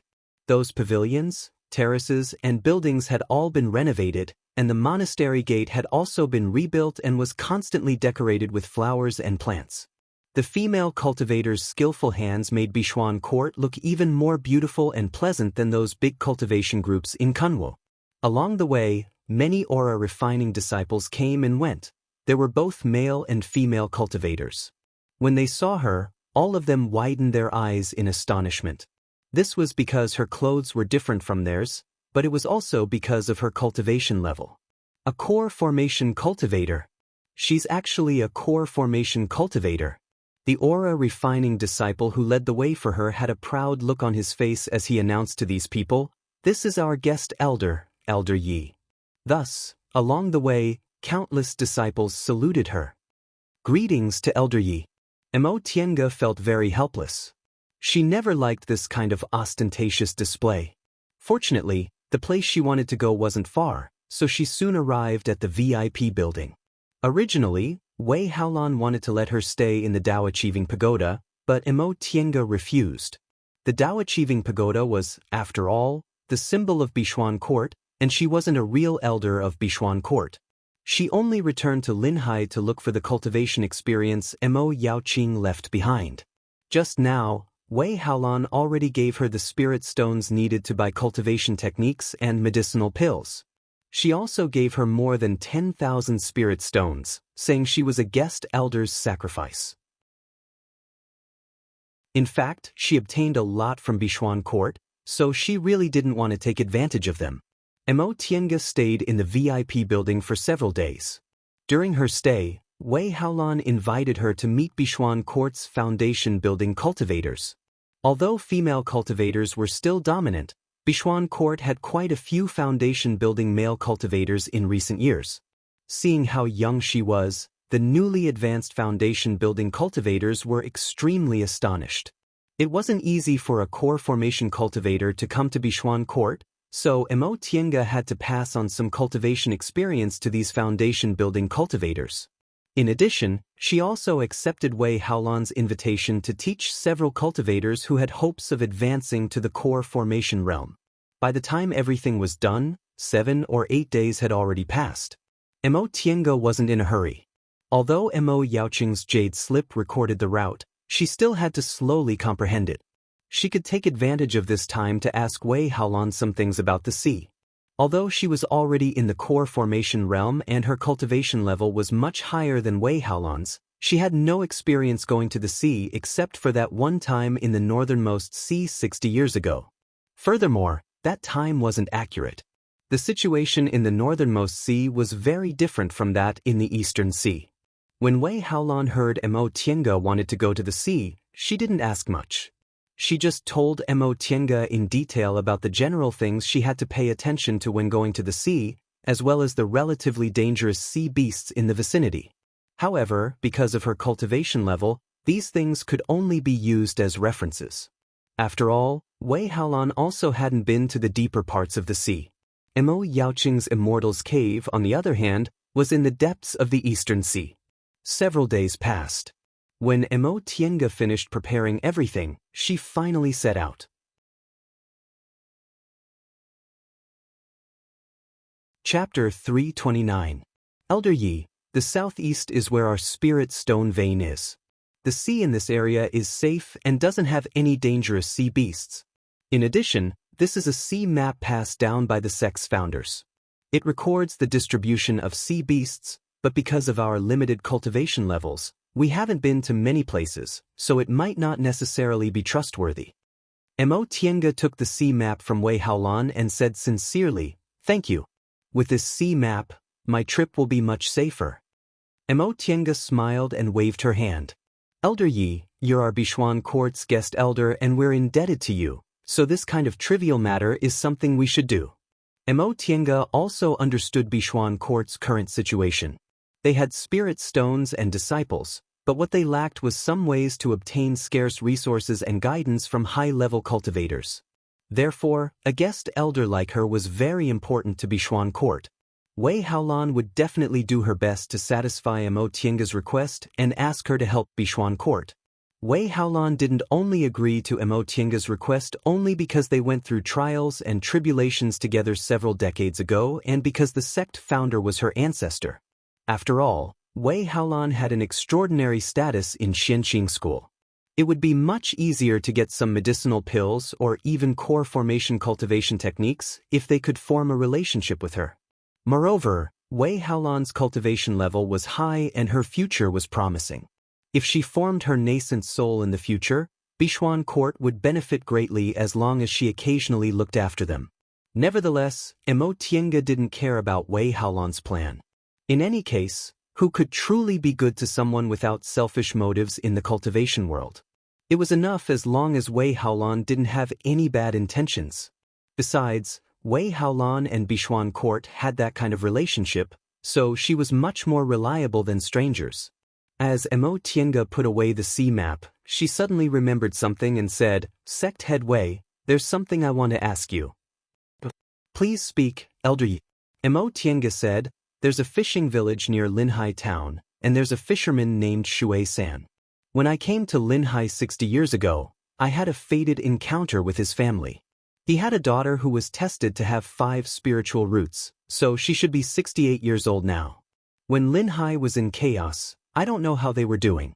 Please help me ask around." Upon hearing this was such a trivial matter, Wei Haolan readily agreed. "Rest assured, Elder Yi. It's just a trivial matter. Thank you in advance." Mo Tienga then raised her head and gazed at the eastern sea. As far as the eye could see, the sea was boundless. The sea breeze blew gently, and the ripples were clear and crystalline. When the wind was gentle and the sun was bright, the sea was so calm and beautiful. However, when it was angry, the waves were turbulent. In the face of its fury, humans, even cultivators, would find it difficult to calmly face it. Only those who reached the nascent soul stage and had the ability to move mountains and drain oceans would be able to face the fury of the ocean without fear. Mo Tienga speculated that since Mo Yaoqing set up her immortal's cave in the depths of the eastern sea, there was bound to be danger there. Although they had a map of the route she left behind, there were bound to be high-level sea beasts lurking in the depths of the sea. Perhaps it was because of this consideration that they had set up such a complicated restriction. However, she was not afraid. First of all, her natal magic weapon, the Heaven and Earth Fan, had reached the advanced level. This treasure's lethality wasn't very high, but its defensive and trapping abilities were top-notch. Coupled with her cloud-treading boots, white silk handkerchief, and virtual sky world, she had a lot of life-saving means that ordinary core formation cultivators simply couldn't compare to. As long as she wasn't too unlucky, her life wouldn't be in danger. "Sect head Wei, I'll take my leave first." Wei Haolan cupped her hands. "Elder Yi, come back soon." This time, Wei Haolan was much more polite. Although the two of them were still as close as before, it was inevitable that there was some respect in her tone.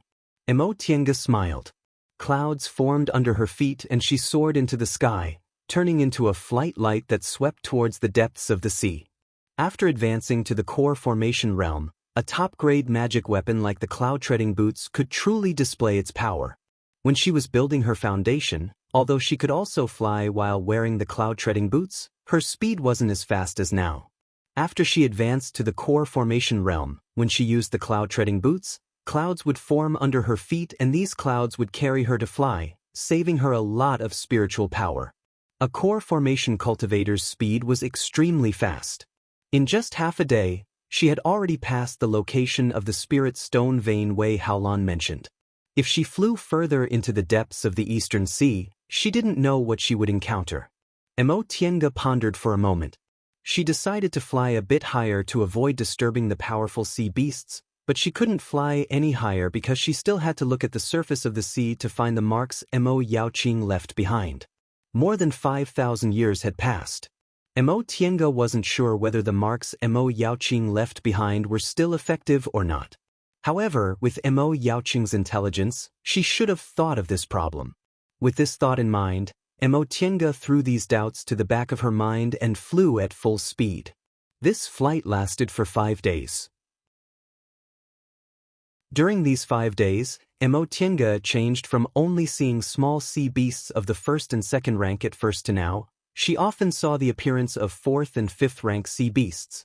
She was very cautious along the way. If she attracted the attention of these sea beasts, she would fly a bit higher to hide. On the 6th day, Mo Tiange finally found an island full of spiritual aura on the sea.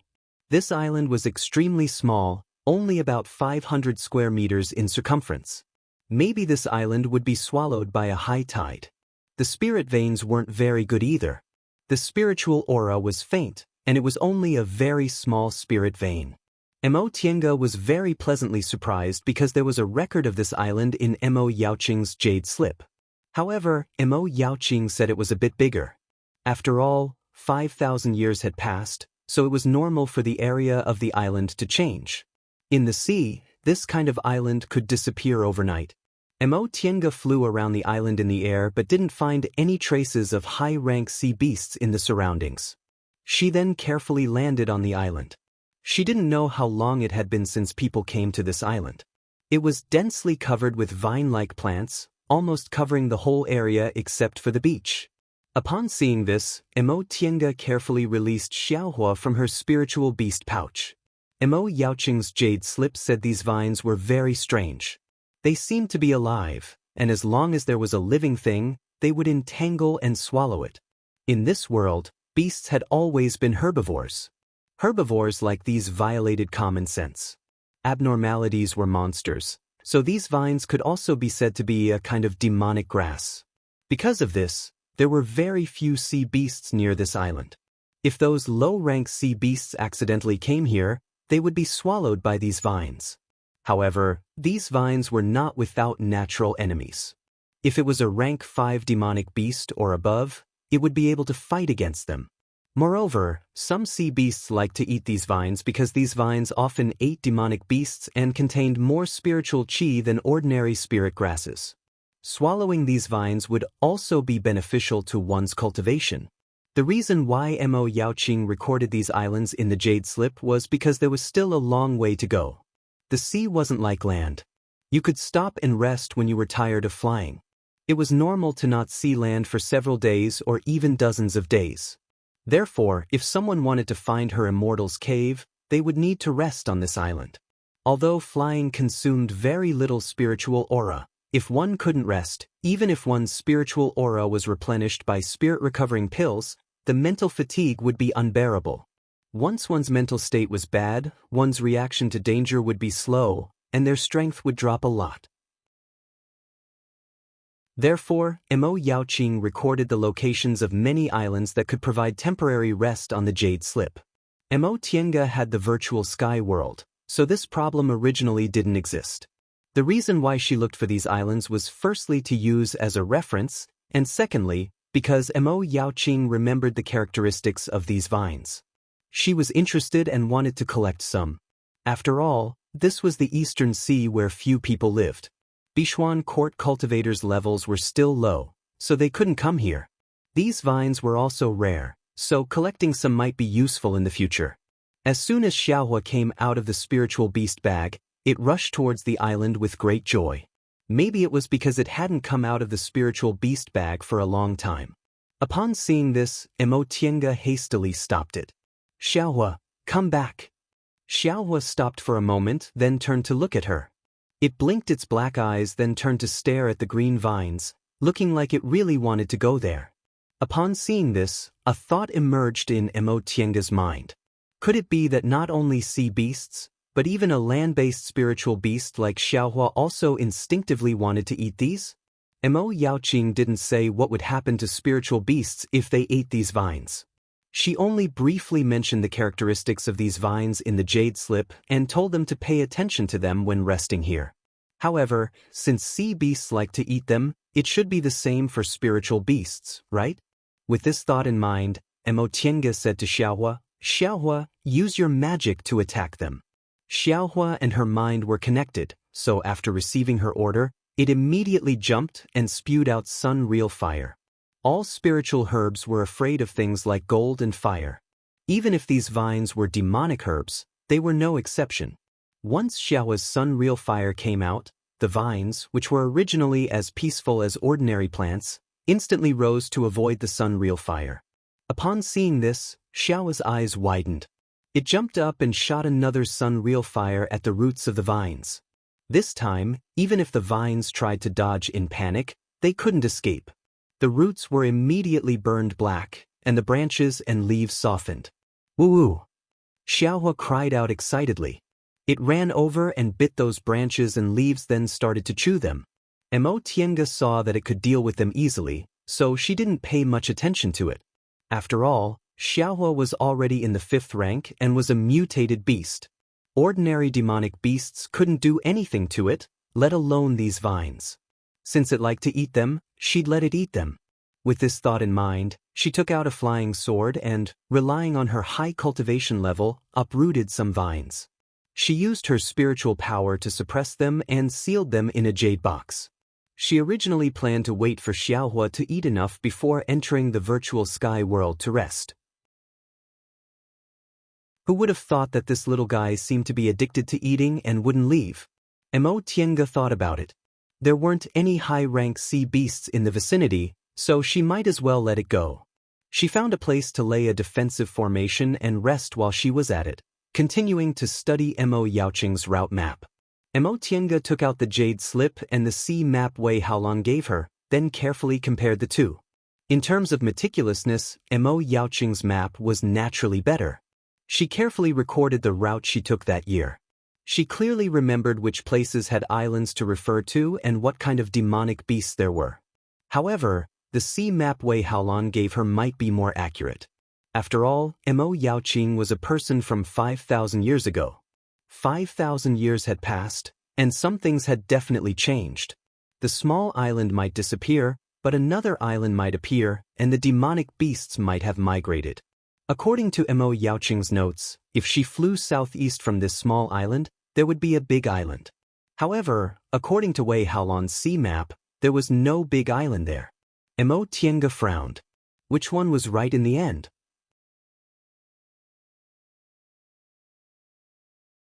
Chapter 330.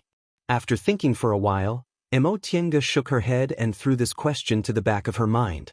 She just needed to see which one was correct. Anyway, that was the only way.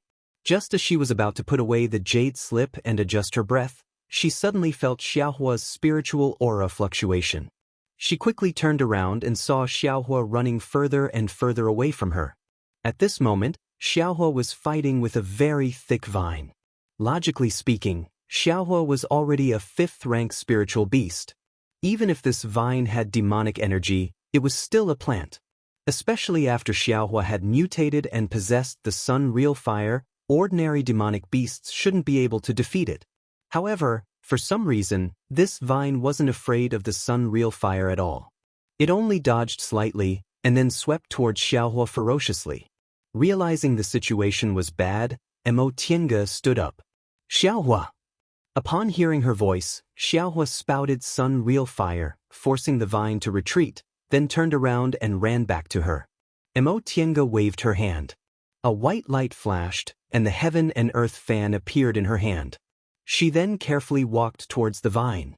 This vine was very thick, several times thicker than the ones he had seen before. At first glance, it was impossible to find its roots. The branches and leaves were lush and entrenched, layer upon layer, like a towering tree. Sun-real fire was an excellent fire for concocting pills and refining tools. It could melt many hard things.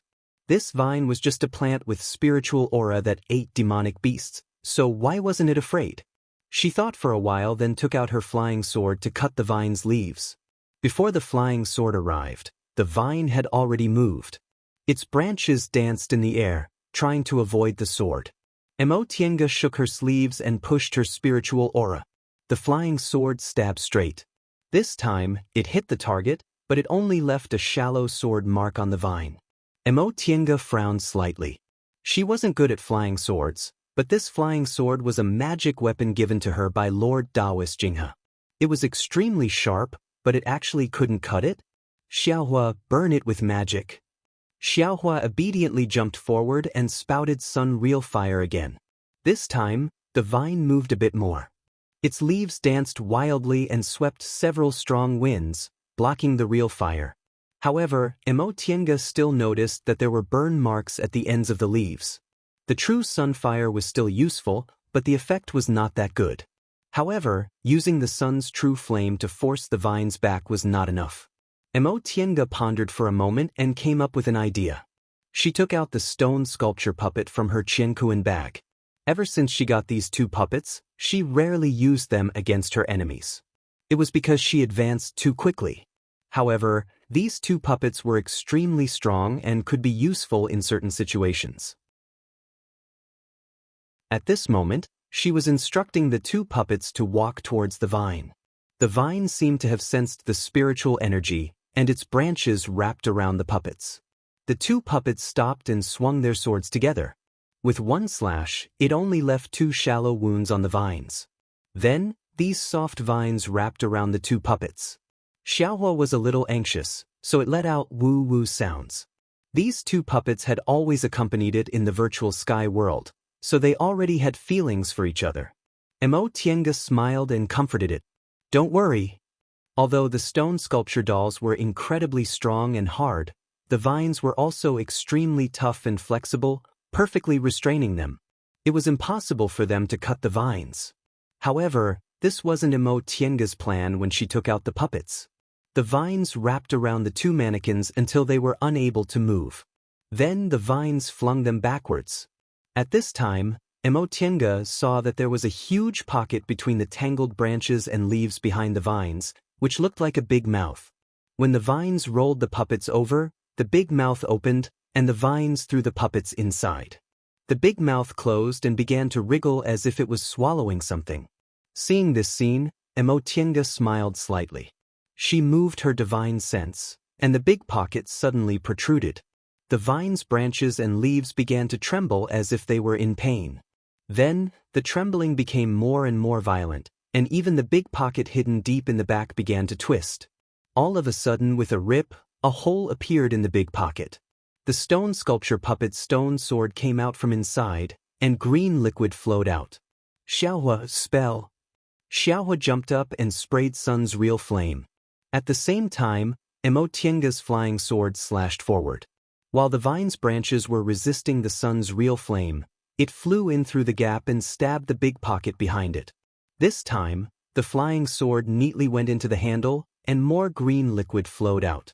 Then, the two stone sculpture puppets broke out of the big pocket. The big pocket was no longer a pocket. It was so tattered that it almost looked like a sieve. More and more green liquid flowed out from inside, and the vine's movements became slower and slower. In the end, they finally hung down and stopped moving. Xiaohua immediately cheered a few times, rushed up, and began to gnaw at the pocket. Emotienga also walked over and studied this special vine. If these vines were all monsters, this vine's cultivation level was obviously higher than the others. Even Sun's real flame couldn't burn its branches. She thought for a moment, then used her flying sword to cut the branches. Although she couldn't cut them immediately, she continuously used her flying sword to cut them. In the end, she still cut two of them. At this time, Xiaohua had already eaten the big pocket. Looking at the green vines that were already lifeless, its black eyes turned, and it couldn't help but take a bite. This time, it almost bit its teeth to pieces. It jumped up with a woo sound, covered its mouth with its two front paws, and jumped around on the ground. Emotienga was amused by its actions and grabbed it. Let's see if you're still greedy. Xiaohua covered its mouth for a long time before it blinked, put down its paws, and lowered its head pitifully. Emotienga stroked its head and said, "This thing is too hard. You can't chew it off." If you want to take it away, it'll take a long time. Let's wait until we come back. She only cut off 2 branches, but it took her so long. If she wanted to take all these things away, it would take her several days. The purpose of her trip was to find Mo Yaoqing's Immortal's Cave, so she'd better finish her business first. She took Xiaohua into the virtual sky world, rested for a while, then left the virtual sky world and continued on their journey. They flew southeast for another 2 days. The sea was vast, and there was no trace of an island. Mo Tiange searched for a long time, using the compass to check her position. Eventually, she confirmed that the sea map Wei Haolan gave her was correct. There was indeed no big island here. Maybe after 5,000 years, that big island had already disappeared in the boundless sea. Helpless, she could only continue to look for the next sign. Just like that, she flew and stopped, searching for several months. When she was tired, she went into the virtual sky world to rest and play with the 2 spiritual beasts. When she was full of energy, she came out and continued to fly.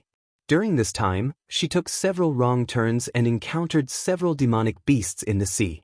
On Mo Yaoqing's map, several small islands had already disappeared. Towards the end, the sea chart Wei Haolan gave her also didn't have any records. Mo Yaoqing had no choice but to rely on the compass to correct the direction bit by bit and find the right path. A few months later, Mo Tiange began to feel anxious. Although she didn't need to look for an island to rest and her spiritual aura was always full, every day she flew, she always saw the boundless sea. She didn't even have anyone to talk to, so the mental pressure was getting bigger and bigger. In a place that never changed, it was easy for people to feel anxious, even if she was a cultivator. Just as she was about to reach her limit, her divine sense jumped and she finally sensed spiritual aura fluctuations in the distance. Upon discovering this, Mo Tiange was overjoyed. She had been going around the sea for several months and had almost gone crazy. If she continued like this, she could only give up temporarily and enter the virtual sky world to cultivate her mental state. Fortunately, she finally sensed it. According to Mo Yaoqing's map, this was the last place she had to look for. The spiritual aura fluctuations became stronger and stronger, and an island finally appeared in her line of sight. Mo Tiange was ecstatic. She was glad that this island didn't become one of the sunken islands. If it did, her trip would have been in vain. But at this time, she became more cautious because Mo Yaoqing clearly said in the Jade Slip that there were powerful formations and restrictions in the Immortal's Cave. She passed away in meditation. Mo Yaoqing was a genius. The part about formations in her notes gave Mo Tiange a lot of inspiration, not to mention the Immortal's Cave she personally set up. Even if she had the map in her hand, Mo Tiange didn't dare to take it lightly. When she got closer, Mo Tiange circled several times over the island. This was a small island with a circumference of about 5 miles. It was surrounded by clouds and faint spiritual aura, giving off a fairy-like aura. Mo Tiange could see that there should be a middle-level spirit vein on this island, but most of the spiritual aura was restrained and only a small amount of spiritual aura escaped. This kind of spiritual aura couldn't attract the attention of high-level demonic beasts, but some low-level sea beasts appeared around the island. The island was ring-shaped. The outermost layer was a beach, and the inner layer was a gradually raised small mountain.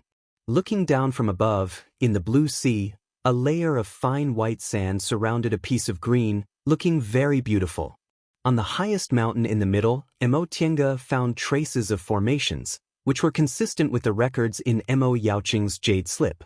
After confirming she was in the right place, Mo Tiange spread her hand and the white silk handkerchief flew out, turning into a thin mist that surrounded her. Then she held the heaven and earth fan tightly and slowly descended. Although she found the place, it was hard to say whether it was dangerous or not. After all, 5,000 years had passed, so it was normal to have some changes in the middle.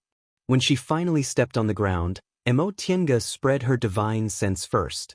Except for the location of the Immortal's Cave mentioned by Mo Yaoqing, there was no danger in other places. She felt a little relieved and walked towards the Immortal's Cave. Mo Yaoqing said there was a 7 extremes formation she created outside the Immortal's Cave. She didn't explain how to break this formation in the Jade Slip, which could be regarded as a test for future generations. Coincidentally, Mo Tiange had obtained her personal notes, which contained sporadic records about this 7 extremes formation. Coupled with her own attainments in formations, she had a certain degree of confidence in breaking this formation. The so-called 7 extremes formation was actually the 5 elements and yin and yang. Each extreme was a test, and this formation was composed of 7 tests. Mo Yaoqing called this formation 7 extremes because she was proud of herself. She thought she had reached the pinnacle of combining the 5 elements and yin and yang in her cultivation realm, so she named it 7 extremes. In this formation, the 5 elements suddenly changed. Sometimes they restrained each other, and sometimes they promoted each other. It seemed to be metal, but it could also be water or fire. Yin and yang were mixed up, and it would be difficult to distinguish whether it was yin or yang unless one was extremely proficient in formations. Therefore, the secret to breaking this formation was actually one word: divide. As long as the division was clear, this formation would be easy to break.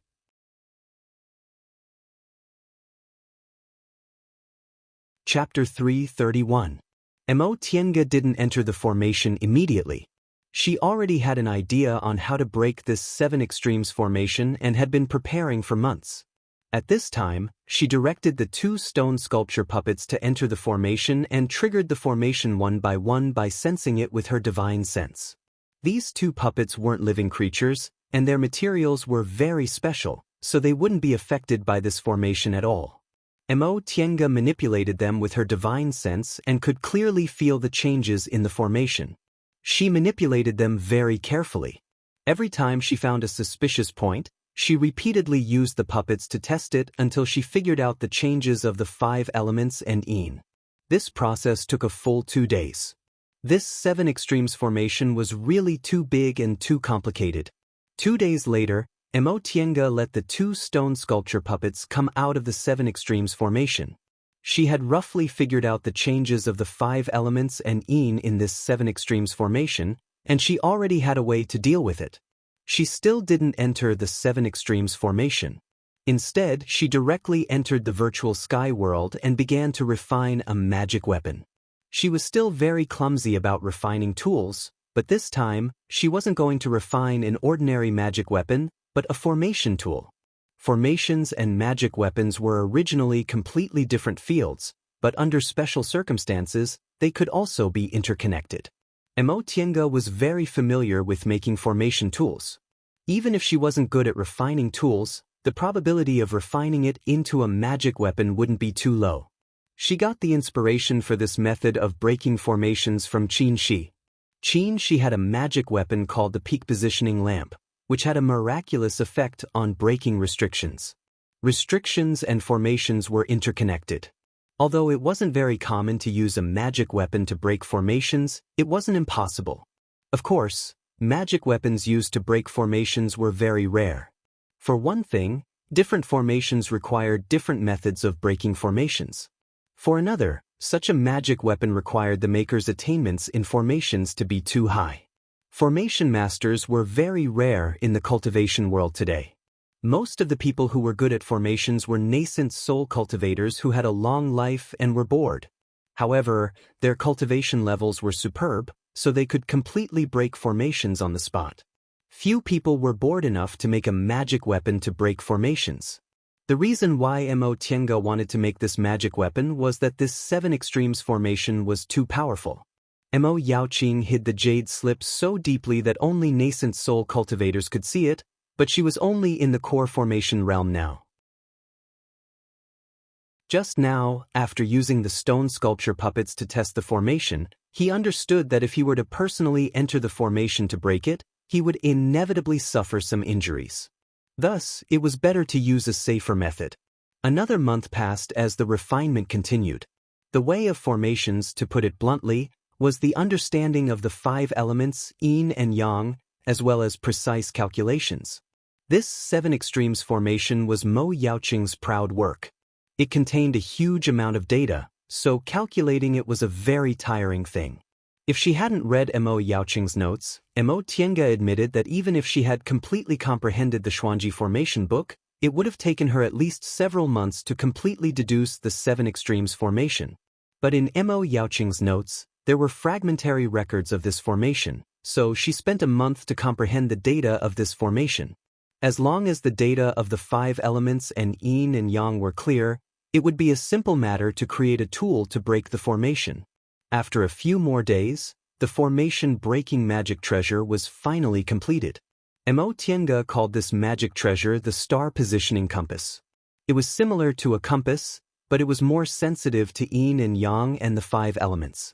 After the star positioning compass was completed, Mo Tiange rested in the virtual sky world for a day. Then she came out of the virtual sky world full of energy and faced the 7 extremes formation again. This time, the 2 stone sculpture puppets were still the first to enter. After the 2 puppets entered the formation, the 7 extremes formation suddenly burst into dazzling light. 5 colors of gold, cyan, blue, red, and yellow appeared, and black shadows and white lights kept flashing. At the same time, the moment the 7 extremes formation was activated, the spiritual aura on the whole island became chaotic. When the formation was completely triggered, Mo Tiange calmly took out the star positioning compass. The star positioning compass flew into the 7 extremes formation and emitted a sparkling white light. Under this white light, the surrounding 5 elements slowly stabilized. Of course, the 7 extremes formation wasn't so easy to break. After discovering this force, the 5 elements around the star positioning compass twisted and immediately changed into another combination of 5 elements. The star positioning compass continued to emit white light, combing the surrounding 5 elements one by one. At this time, Mo Tiange had laid a small spirit gathering formation outside the formation, sat down cross-legged, and operated the Taiyuan record. With the yang spiritual aura, a complete origin had been formed in her body, so it wouldn't be a big problem for her to directly practice the Taiyuan record. The star positioning compass could comb the 5 elements, but there was a simpler way to stabilize yin and yang, which was to use the Taiyuan record to drive the yin and yang spiritual aura around her to form a origin. In this way, yin and yang would be under her control, and it would no longer be chaotic. Time passed bit by bit. No matter how the 7 extremes formation changed, the star positioning compass always emitted a stable white light, reversing the surrounding 5 elements. The 2 poles of yin and yang, driven by Mo Tiange, had formed a cycle. After a stalemate, the 7 extremes formation gathered a huge force and rushed to the star positioning compass in the formation. With a solemn expression, Mo Tiange made a hand seal, gathered spiritual aura in her palm, and hit the star positioning compass. She used several high-grade spirit stones as the source of spiritual aura in this star positioning compass, but it was still not enough for the 7 extremes formation. This formation had existed here for so many years, but it could still operate. It should be like Wanderer's Ziwei, which directly used the spirit vein itself. Therefore, the formation wouldn't lose its effectiveness unless the spirit vein dissipated after a long time. But now was obviously not the time to lose its effectiveness. Its power might have weakened, but its power was still huge. Mo Tiange could only continuously transmit her spiritual aura to the star positioning compass, while she relied on the spirit gathering formation, spirit stones, and spirit recovering pills to restore her spiritual aura. This was a battle of spiritual aura. As long as she had enough spiritual aura, breaking the formation was only a matter of time. The spiritual power stalemate lasted for 3 full days. 3 days later, a loud explosion came from the 7 extremes formation. The star positioning compass suddenly absorbed a large amount of spiritual aura and exploded. At the same time, the power of the 7 extremes formation finally dissipated. Mo Tiange sat cross-legged on the ground for a long time. For 3 days, she had been continuously transmitting spiritual aura, so she was now extremely tired. After adjusting her breath for a long time, she finally recovered her spirit. She stood up, took back the puppet, walked into the broken 7 extremes formation, picked up the star positioning compass on the ground, and sighed. This star positioning compass used a lot of rare materials, but it was still destroyed. If she went inside to break the formation herself, she really didn't know how dangerous it would be. After passing through the broken Seven Extremes formation, Emotienga saw a narrow entrance. This entrance seemed to be just a crack between the rocks. Through the crack, she could only see a very small valley with nothing else in sight. Emotienga took out the jade slip and compared it to the entrance. After confirming it was the right place, she walked in. She went straight into the depths of the valley. She cast an art and hit the mountain wall. The mountain wall opened with a sound, revealing a cave as tall as a person. She then stepped inside. The cave was very dark, almost without light. Presumably, even if there was a moonstone, it had lost its light after thousands of years. She took out a mother moonstone from her chinkuin bag, hung it around her waist, and slowly walked forward. The rest of the journey was very smooth. There were a few tests that Emo Yaoqing held back, but Emotienga was prepared in advance, so she passed them one by one.